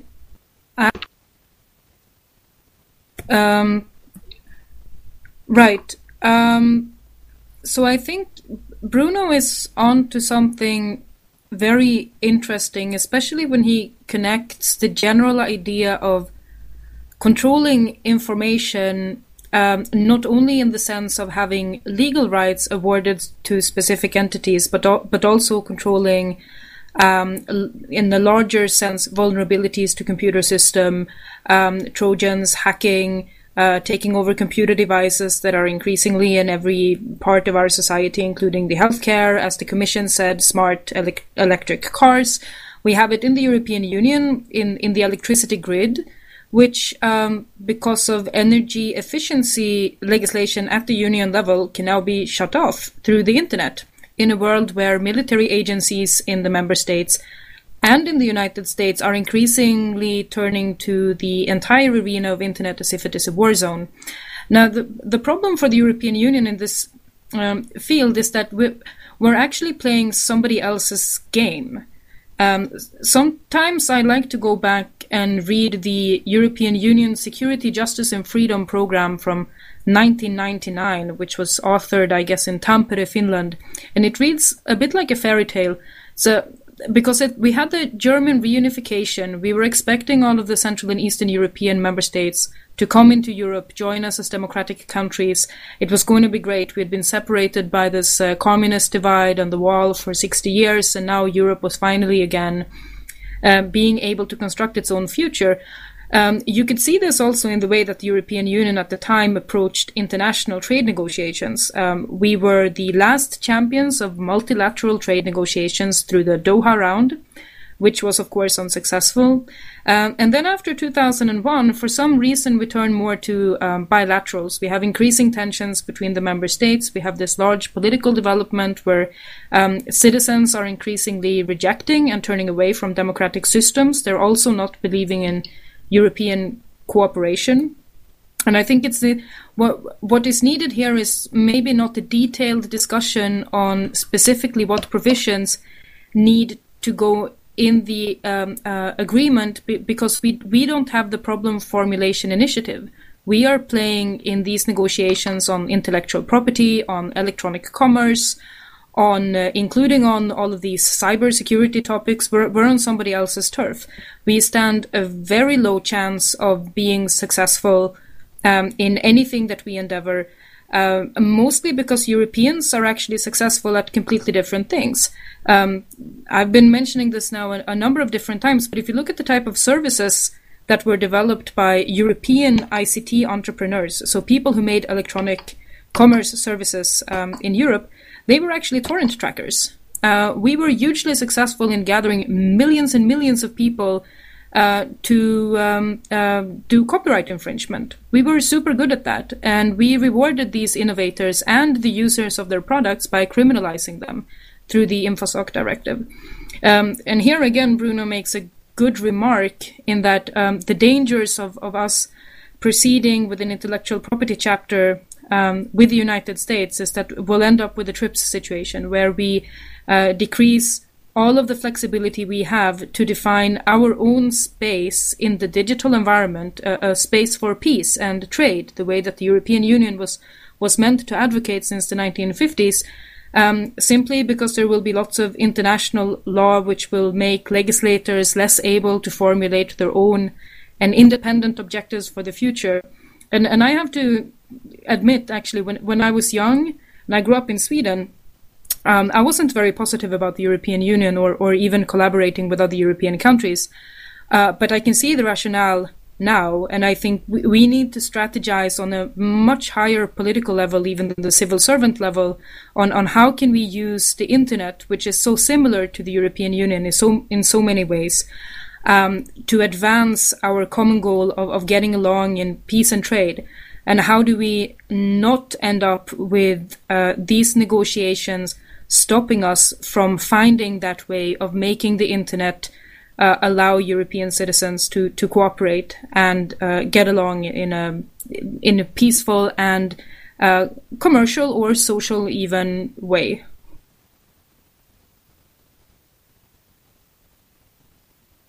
Well, so, Pedro, I think the turn is on you now. Yes, thank you. If I may, many points raised, I may forget some, but then feel free to remind me, and I'll try to come back. Maybe starting by this remark or this indication that intellectual property maybe would not be suitable for Europe or for Europeans, and by addressing intellectual property, we are fighting other people's battles or on other people's turfs, and that Europeans are successful at other things. Well, I would like to point out the importance that intellectual property has for, in the broader sense, because that's what we negotiate. It's not only about copyright, it is copyright and also the industrial property. In this broad range, intellectual property, companies who use intellectual property intensively, they create they are responsible for 1/3 of Europe's economy. It's 4.6 trillion euros. And they create 1/4 of all the jobs in Europe, 57 million jobs. Incidentally, also, these jobs are paid 40% better than the average jobs. So I think when we cannot really agree that IPR is not suitable for Europe, or that it is more suitable for the US or for others. The Europeans are excellent at intellectual property, and in a globalized economy where we cannot anymore just produce by the quantity or try to produce cheaper than the others, we are fantastic at invention, innovation, creativity, art, culture, and all of these things can be protected and need often to be protected by intellectual property. They need other things, but intellectual property is the system that allows us to monetize and to build on that. So, this being said, we believe that TTIP is not the right place to go to the core of some of these important discussions. The debate on how to use internet, or even the debate between those who support the copyright system and those who don't like and who oppose the copyright system, TTIP may not be, we are convinced it is not the right place to have this debate. And that is why, for instance, in the case of copyright, the Commission has launched this public consultation that was already mentioned today, and which had an enormous participation, more than 11,000 reactions. This is an open and transparent process. We are now, my colleagues, it's not here in trade, but my colleagues in the internal market, they are now digesting this wealth of information, and they will produce a report about it. I submit to you that that is the right place to debate these core choices. And if the decision is that the system needs to be improved, there will be work on there. If the decision is that the system needs to be fundamentally changed, this will be considered. I don't believe that there is a need for a revolution, but certainly a system can be improved and can coexist with others, with the public domain, with Creative Commons, with people and inventors who decide not to protect their creations by intellectual property. Within the framework of TTIP, we are thinking about something much more narrow and more specific. We are thinking of the possibility to look at a limited number of issues that may be improved and where we can come to a certain level of consensus, and then we would be able to address them. We don't have, as I told you in the beginning, a list of these issues. There is one, I mentioned that again, geographical indications, where we think we will really need to push. Regrettably, it is an issue that is not supported by a number of US industries, but it has its own support. There are also supporters of geographical indications in the US, but we will certainly push for that. Other than that, I don't think we will be rewriting the history of copyright or introducing new limitations for the EU system. Also, of course, we are aware very much of the ACTA process and the message that was passed there, that international agreements would sometimes not be the ideal place to have these discussions. So we will have the discussions domestically. May I directly refer on this, because I would like also to go now a little bit deeper into what we know so far about the negotiations. Actually, I guess we should mention what we have been talking last time here in this room about a recent leak, which actually points us into the direction that something very much like ACTA is in the queue. Okay, so first of all, when we talk here about transatlantic trade agreement, which is like the hugest economic room of the world and one of the main drivers of like new technology, if you do not rewrite copyright in a way how the societies need it, then basically you should just stop this whole thing, because then it makes no sense at all. And what's really sad when I hear what you were talking is you're speaking mainly for corporation, not for the people. Just all business jobs. You have not. It's really sad to see that there's not more vision than keeping all business job. Talking about creativity and monetizing, it's like the old way how the industry works, instead of thinking how we can find new ways in a future society. And basically we need, because you were talking about industrial property, let's think this further with 3D printing, which will bring a new era and a complete trans-capitalistic view on the society. It means if you then want to enforce and if you want to fight against each little infringement, then you need to use measures that remind of the NSA surveillance.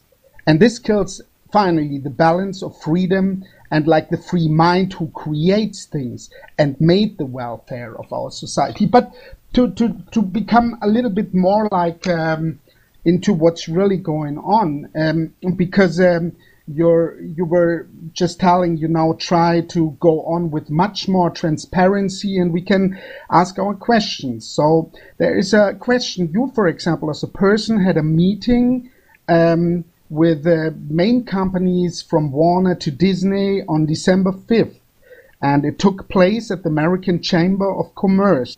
And there basically everybody was quite happy about that there is is the Europeans mainly discussing about like chloride, chicken and all these things, and that there is a huge Christmas list of things of the copyright industry, which is further more than geographical indications. And in fact, we received a leaked paper from the Council of the EU, which shows the status of the negotiations from March 20. And there is, of course, a huge list written of things what should be discussed on the field of copyright, and especially enforcement of copyright. Just to see now how transparent it is, there is also written one sentence. It says the EU informed on its intention to table a more concrete text proposal. The US would consider giving a preliminary assessment to the EU shortlist. So how far is actually now this actual text proposal list? So what you have included, and so far, what is this Christmas list you were basically on this meeting December 5th? Well, starting your initial remarks, if you consider that jobs is about institutions and not people, let's agree to disagree. There is few things more about people than having a job, and preferably a well-paid one. But coming to the concrete issues, it was not particularly a pleasure to see so many the remarks that I had put out of context. I think whoever took such detailed notes possibly had a recording. I would have preferred that this was made available, because then it could be possible to see what I really said and not how it was reported. But I'm happy to say what I said there, to say it here to you. We had a public consultation process. It has been going on for now more than 1.5 years. There was a time before the negotiations were started where people were invited to submit papers in writing. Then there were a number of meetings with stakeholders, open to all stakeholders. This with companies and with consumers. So this was being open to everybody. We received on both sides an enormous amount of requests for issues to be addressed in TTIP. This was the famous Christmas tree, which seemed to excite so much people. I don't know what I didn't mean that it was gifts that people would receive for Christmas. I meant it as a wish list, the kind that you write to Santa Claus when you want to receive gifts. These ranged from, there were many requests. People looked at the system, and whenever they spotted a difference, they would like to have it addressed in TTIP. I take note in your case that you would like TTIP to be the place for a fundamental review of copyright. That is the kind of Christmas tree request that I'm referring to.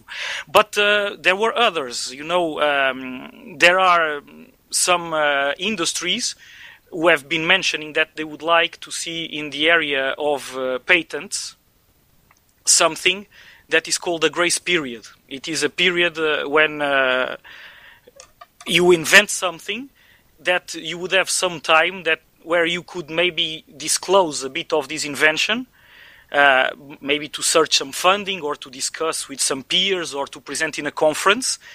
And then you would go to the patent office and you would still be allowed to patent. In Europe, if this happens, you cannot get your patent. If you disclose information about your patent in advance, then you lose the novelty and you will not be able to get a patent. In the US and in other countries, for instance, this is possible for this 1 year. It's a grace period. But because the system of grace period does not exist in Europe, if a company wants to have a patent at the same time in the US and in the EU, then it cannot use the grace period in the US, because to make a public reference in the US would make it lose its patent in Europe. This is a little bit complicated, but it's an example of something that some companies have come to us and said, we would like this to be the same in Europe and in the US. It is a request by some industries. We don't know yet if this would be put properly in TTIP or not. Other companies, they came and pointed out of some differences in the area of copyright, very specific. It's more related rights. For instance, to give you an example, in the US, a radio broadcaster who broadcasts its emission over the air by classic ways does not have to pay for this music to the producer or to the performer. In Europe, it has. So there is a difference. Performers in Europe, when the music is played on the radio, will receive some amount. In the US, they will not. However, in the US, if this broadcasting is made by an internet radio, then the internet radio has to pay. It's this Pandora law. So there you have a discrepancy in the US system. You ask our singers and our producers if they would like to be remunerated when the music plays in the US, they would. So they are asking for us to address this. That's another example of something that is being requested. Then you have lots of industries, they are worried with something that you mentioned briefly, which is the problem of trade secrets, for instance. There are many situations, and mostly they happen in other countries, not in European Union or the US, but in third countries, that companies have some information that they consider confidential or privileged, and this information is sometimes stolen by people hack into the computer or take away a USB stick with this information, and then they sell it to a competitor. For instance, in Europe, this is not yet addressed by a single legislation. It is addressed by 28 different legislations. In the US, it is also not entirely harmonized. So some companies say they would like to see this addressed in TTIP. If it will be addressed or not, we haven't decided yet. We are still looking at the systems, how they operate. So these are a few examples. I can give you more, but maybe I will stop here to allow for some comments to make it more interactive.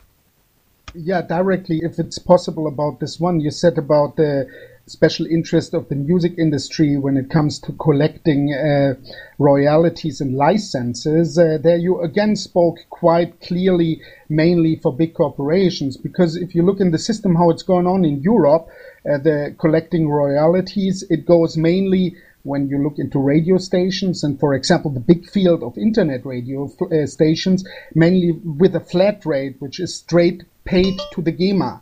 And the GEMA is since many, many years, and with a clear interest for the big publishing companies, never accepting lists of the songs which are played. So when you basically say that you're interested that the composer of a song gets what is his part of the share, then it's just not right. Because may I correct you? I'm not talking about composers. In this area, we need to be very precise, because the request that was made is very narrow.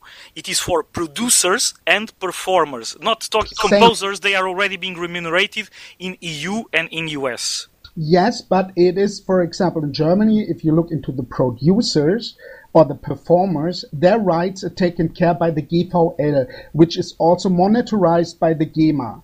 And basically, of course, there is a difference, but at the end, if you look in the copyright, in the Urheberrecht, Leistungsschutzrecht, this right, what carries the performer or the producer, is a so-called similar right like the copyright. So you should be clear and see there is a difference, but it's at the end how it is collected, there is no difference. And when it comes to who gets these monies, it is totally unfair. So basically what you said right now is, and we all know that the GEMA is having a massive interest to bring their system of collecting royalties also to the United States, is basically giving them much more possibilities to keep going on with their intransparent system of taking monies and handling it through to the main big corporations. Because here comes the point: collecting for most of the things are done by big publishing companies. And if you look, for example, in Europe, there is a reason why a company, a society like the GEMA, is having at the same time huge partnership corporations with American content companies and collecting these monies, what you specifically meant with the producing fees, which are also part of copyright and are not collected, of course, in the United States, because in the United States you don't have this royalty for the copyright for the one who was writing the song, the composer. You have just like a master right, which you can sell. But basically, when you start to putting regulations on this field, you will put the unfair system, and especially when you look into today, most of the monies which are collected are not going to the people who should get it, that you go on with this system and even spread it then to the United States with the massive interest of the GEMA, and especially the GEMA is having an extremely strong office which quite often visitors in the EU to just forcing their idea of copyright collecting. Please, I think we are really mixing stuff, and it's good that you try to summarize my position, but not that you try to modify it.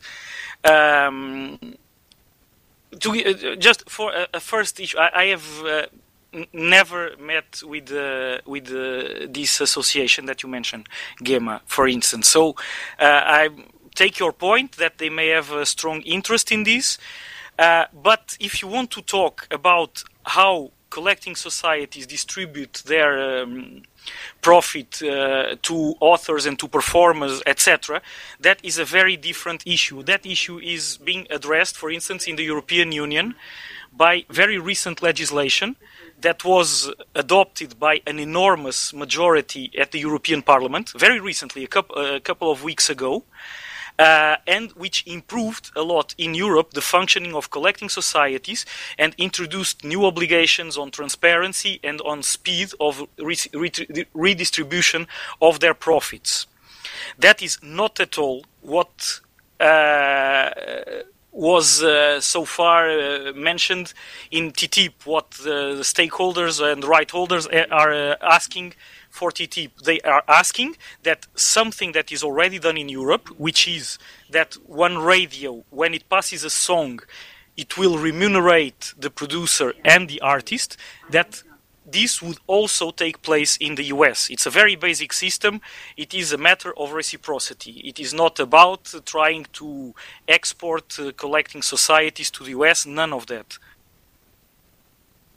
Okay, so but I guess the problem here is always when you speak about intellectual property rights, and in particular about copyright or any affiliated right to copyright, of which we have, 8 or 9 in the European Union, and which can affect the private behavior of citizens, that we are really unhappy, or a lot of people are really unhappy with the way that the legislative framework works domestically in the European Union.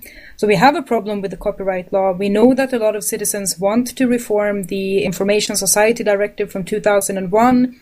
Still, the European Commission is unable to accommodate for that request and has been unable to accommodate for it for 10 years.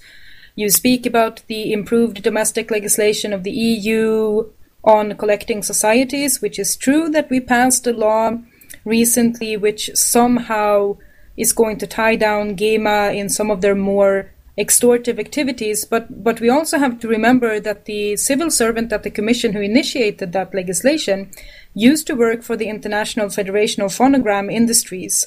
So the collecting societies, because they are seen as a problem by large recording labels who predominantly are based in the United States, it's only then that they can be touched by a legislative reform. And some of the demands or requests that you say have been posed to DG Trade, they also seem to be not to be influenced by the real and concrete problems that people have in the online environment with their entrepreneurial activities, with their communication or formation of their cultural identities. And so I think it's justified to say, and it was expressed a lot in the ACTA discussions actually, that people are concerned that they have no control over how this legislation is being done. It's not obvious who or for what reason these demands are being made. I want to recall that one of the primary advocates of the Copyright Term Extension Directive, which the European Parliament passed in 2009, was Paul McCartney, who is just one out of 507 million Europeans who still had so good access to those making decisions, while most people do not. But I come back then to the general problem for the European Union, that we are unable to make a strategy which works for us. We're unable to make a strategy for intellectual property rights, particularly copyrights and all of the affiliated rights that are conducive to our technical development, our social and cultural development. And perhaps it's a problem that it can't and shouldn't be solved at the civil servant level. But the big concern with the TTIP, and then I come back to what Bruno said earlier, is that what you, Pedro, are doing in these negotiations may have an impact on whether we actually can or will have the abilities to develop a strategy which works for us. And there, I can't see that the concerns that we're locking ourselves down to a framework that doesn't fit us aren't legitimate. Similarly on the trade secrets debate, because I'm now following this file a bit in the European Parliament, and even though I've met a lot of industries from Europe who are concerned with Chinese companies in particular taking trade secrets, actually the vast majority of concerns that I heard from these companies related to completely different things. In one case, somebody had encountered corruption in Bulgaria, which is tragic, sure, but I don't think that a trade secret legislation at the European level is going to solve the corruption problems of Bulgaria. In another case, somebody had a car tire stolen, which again, this is tragic, but I think theft of car tires, this is already illegal. We don't need a special trade secret law to illegalize this. In yet another instance, the problem seems to have been that an employee violated their terms of employment.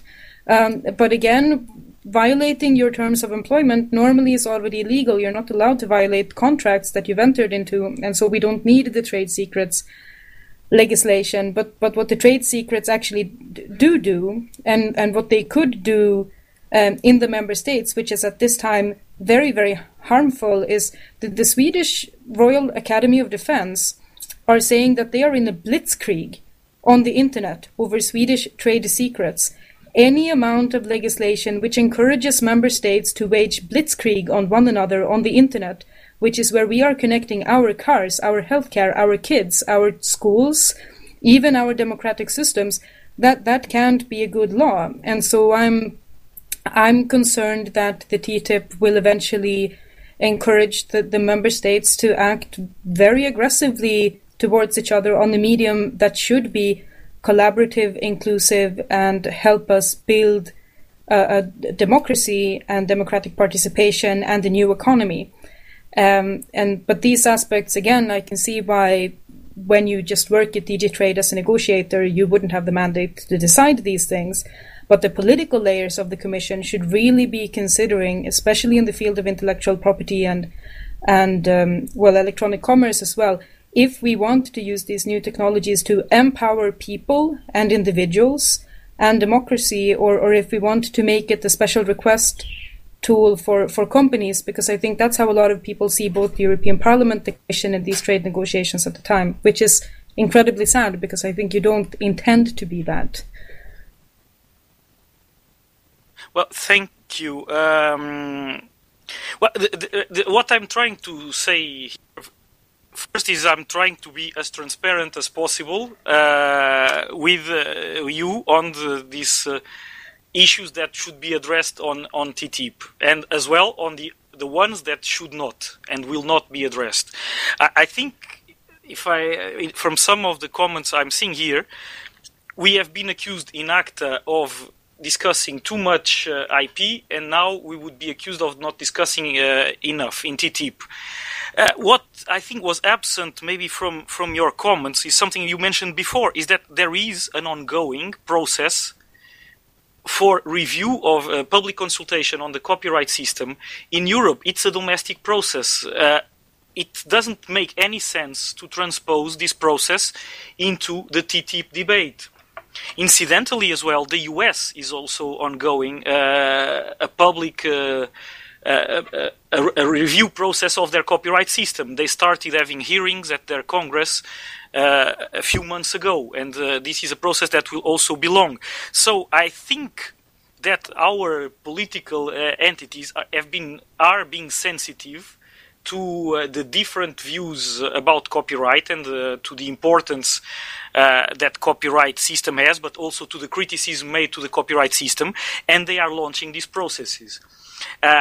The fact that it is not mixed with TTIP, for me, it's hard to see it criticized now, when in the past we were told to reduce the IP in trade agreements. I think also, if I may point out the comment made about what my colleague who managed the CMO legislation has done in past professional life. It's obviously what she did was good enough to be adopted and supported by more than 500 members of European Parliament. I'm not sure if you voted in favor, but there was a very big support across all the spectrum of the Parliament for this new legislation on CMOs, which I think in my way shows it maybe didn't please everybody, but it was a very good effort of compromise and something that will really improve the collection of royalties and will ensure that the real authors and performers will get their money, more of it, and faster. On trade secrets, I think the situation may not be as simple as you mentioned. The fact, including in some of the cases you mentioned, the case of the car tire, it was not a car tire that was stolen. It was the formula for a new rubber, which for a company that produces car tires may be a life or death situation. And to give you an example of this, what happened with the person who stole this is that then it went to another country in Europe, which had a very different law on trade secrets to make the transaction, because they knew that there, if they were caught, they would risk lower sanctions. So you are in a system where you have open borders and people can circulate, but the law that addresses this problem is very different from country to country. And that is maybe why there is a need to harmonize the legislation in Europe. There is also maybe a need to have other countries put in place this legislation, because often there was a very famous case that you didn't mention, but it is well known to the public, about information that was stolen from an Austrian company. And it was stolen by, I think, a Serbian citizen, but he had been bribed by a Chinese company.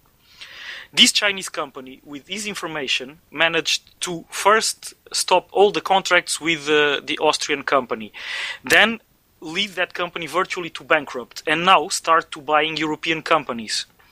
And this they are doing, and they are now selling the product which includes the stolen technology, which is these wind generators, so green sustainable energy source. They are now starting to sell it in countries across Europe. And because our law is not clear about it, there is no way of stopping these goods that include technology stolen. Here I'm using stolen in the proper sense, and this person was condemned to jail in Austria. Austria had a law to deal with it, but other countries don't.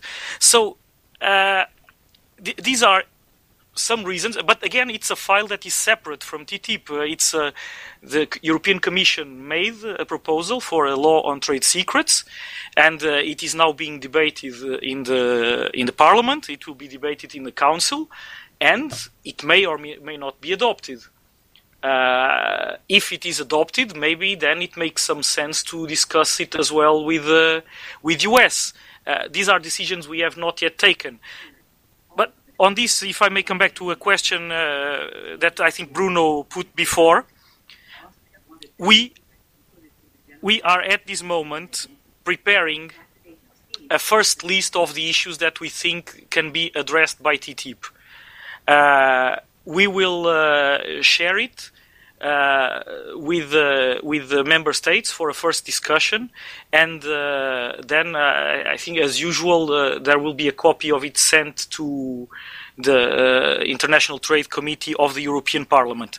This may happen in the coming weeks. I don't know exactly the timing, but this will be our first assessment of the issues that are important for the European Union to address in TTIP in the area of intellectual property. Will this also be made available to the public then? I think we will get it in some kind of leak, but it would be much more favorable to have this right away and to have a public debate about that, of whether the points are valid, whether the right choice was done, or what kind of result is desired by the public. The decision to make it public or not is not with me. It has not yet been taken. I take note of your comments. Your comments are certainly pertinent. We are very much aware of it.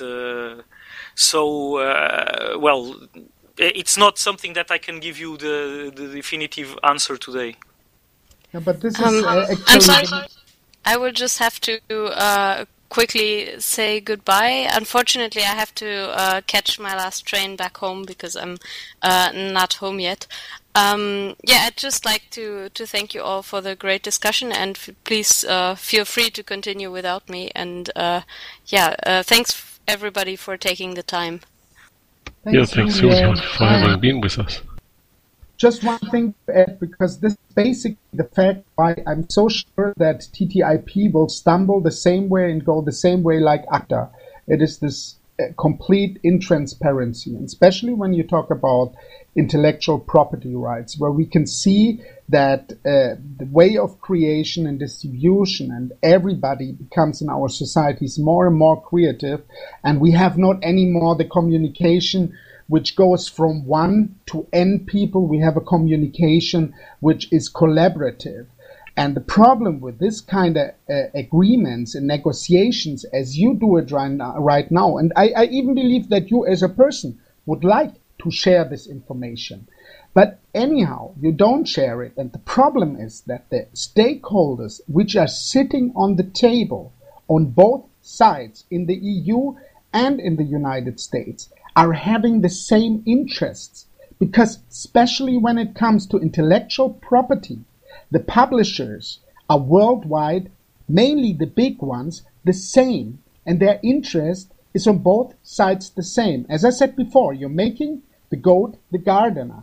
The people would need to decide how intellectual property is handled in the digital area of change for the future of tomorrow. And as long as you don't understand it, because you come from the system where it is mainly companies taking part in negotiation, and as long as you're not allowing the important stakeholders of the people for the digital change, I just say now two names, organizations like Le Quadrature du Net or Electronic Frontier Foundation. As long as you don't allow these NGOs to be on the table, as long you will at the end always have some treaty, some negotiation, which is completely written by the goat. I'm sorry, but what table? This I don't understand. Because I have met as many times IFPI, for instance, as I have met La Quadrature du Net. I really don't understand. There is no privileged access to by industry to any kind of particular information. I'm sorry, this is simply not true. And it keeps being repeated. They don't have the papers. You said to us yourself. The papers are not given in priority to one at the detriment of the other. I debated and I talked and I met as many times, like Quadrature du Net, Mr. Zimmerman. I debated with him so many times. We welcomed him here in the Commission, as we do with IFPI, or as we do with Google, or as we do with Microsoft. Or Siemens, or the champagne producers. They all have equal access to us. They don't receive privileged information, and they are all equally entitled to participate. And here we are talking about the lack of transparency, when a few minutes ago we were just talking about a public consultation that was launched in Europe that allowed civil society, NGOs, industries, even people from third countries to lodge their views on the future of the copyright system. So we keep hammering as if things were not progressing when there are important debates in place, and you pretend that we just listen to one side when that is simply not true. Yeah, but the problem is that the information which is provided is not to the people who would need to decide on how it's going on. And I can tell you, basically, I work since 25 years in the music industry. I'm having a record label, and I have employees there. I'm a part of this system. But of course, I'm an independent couple like us have the fewest chance to get any information, which on the other hand are of course there at MPAA, at IFP, and so on. The point is just, as Monopol was asking you, if these privileged papers would be open, and if we would openly discuss, and this is the chance for the future of our societies, the idea of open governance and of participation.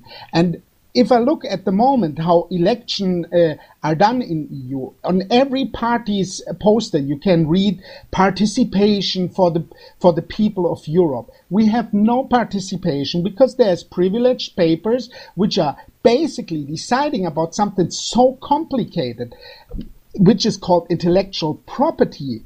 And this intellectual property is having in each country our own our own history.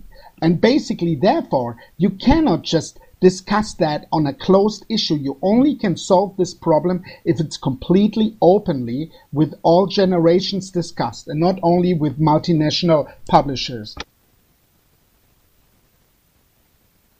Well, obviously our references to the public consultation are not passing through, but okay, then we have to agree to disagree on this. But also because we are also not home, and we have to. Would it be possible to have maybe one or a couple more issues, and then I think we would be ready to do this again in the future. We don't have a problem with that. But I don't know if for today you would still have a lot of concrete questions. But we have been going well after the hour that was agreed. So if there would be some way of wrapping up. Yeah, that would be perfect, because after 2 hours and a quarter, I guess, in the meantime, I think even for the listeners it will become hard. We would absolutely appreciate to have you here again for another in-detail discussion, maybe after we have more information about what subjects would go into the next round of copyright discussions or so.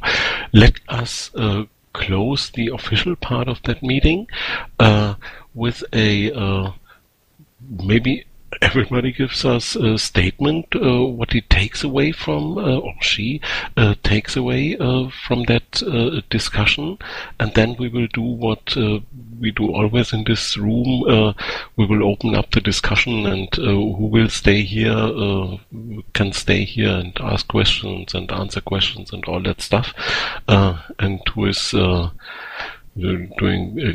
they shut down, which is absolutely okay at 10:30, can leave then.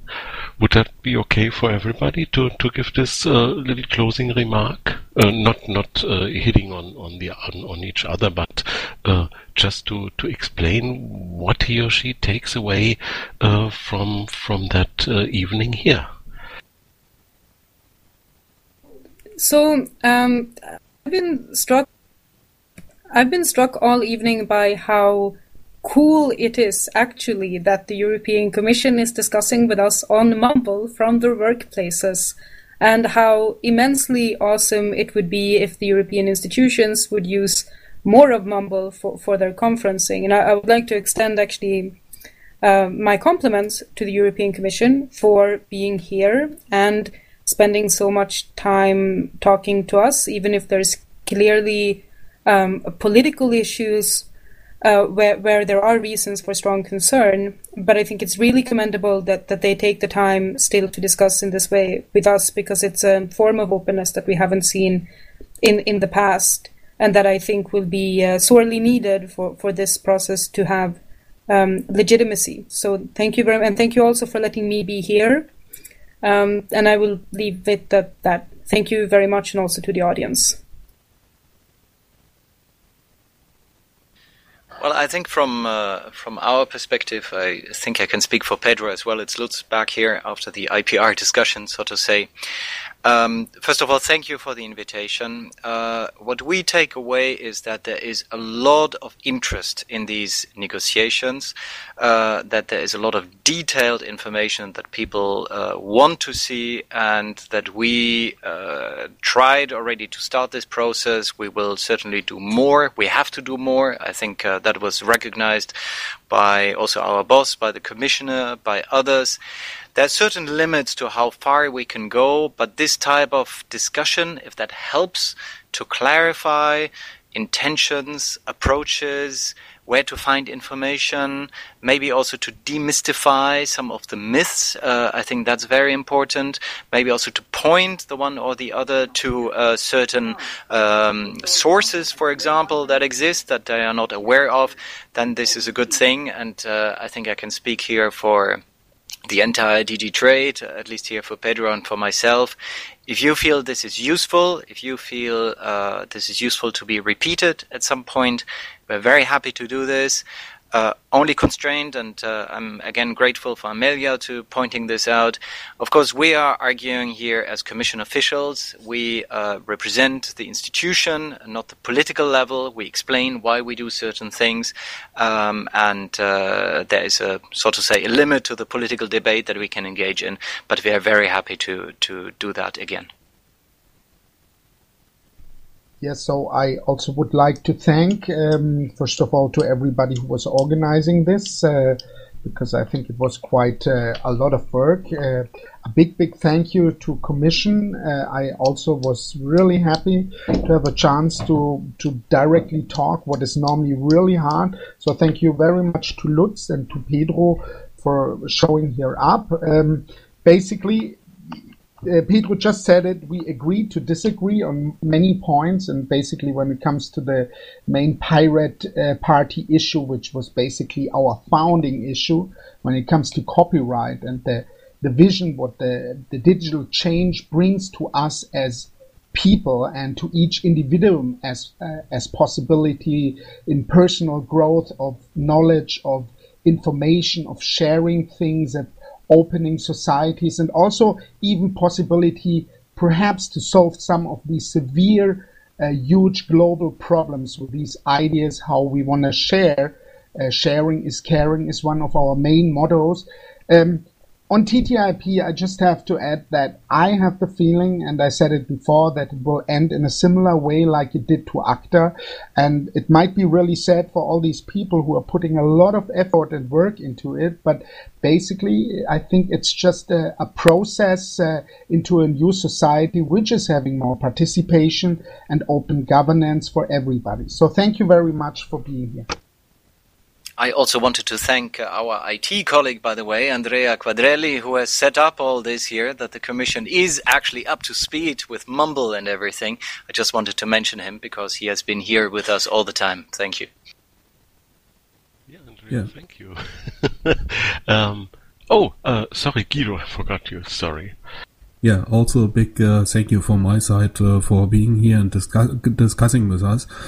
I hope that you're not only trying to explain things to us, but also take our concerns as input into the process. And thank you again, and I would very much like to talk to you again in maybe a couple of weeks or month. Yeah, so it's left to me to speak some closing remarks. I actually dislike this part of guiding you through evening, but I'm absolutely honored to see all of you here and to have that kind of discussion. My sincere hope is that the pirates take away that there are real persons doing these negotiations. It's not abstract, it's not far away, but they are people and they have feelings and they have intentions. And on the other hand, that the Commission takes the idea that we have some concerns that might be easily put away by just giving us a don't say more information, but more the feeling of being informed. Yeah, so if we have no questions, then I guess there will be less criticism also in the public. That's what I take away from that. It's really impressive for me to talk to all of you, and I'm very honored to be invited to guide you this evening. And also thanks to the Pirate Radio, who will provide us also with the recording of tonight, and we will have this published in the Crane Nest podcast afterwards, and maybe I follow Twitter, and there is some undertaking to have a translation for that in German. We will see whether this will work out, but I would absolutely love to accompany the recording. Lutz, you have been mentioning a address where we can send questions to, and you promised to react on this. I would like to put this in the show notes of the podcast. If you could send Danny the address where we could address such questions, it would be absolutely perfect. Okay, we can do that. Great, and so for everybody out there and in here who has been listening so far, it's 2.5 hours, quite a long session. Thanks for listening.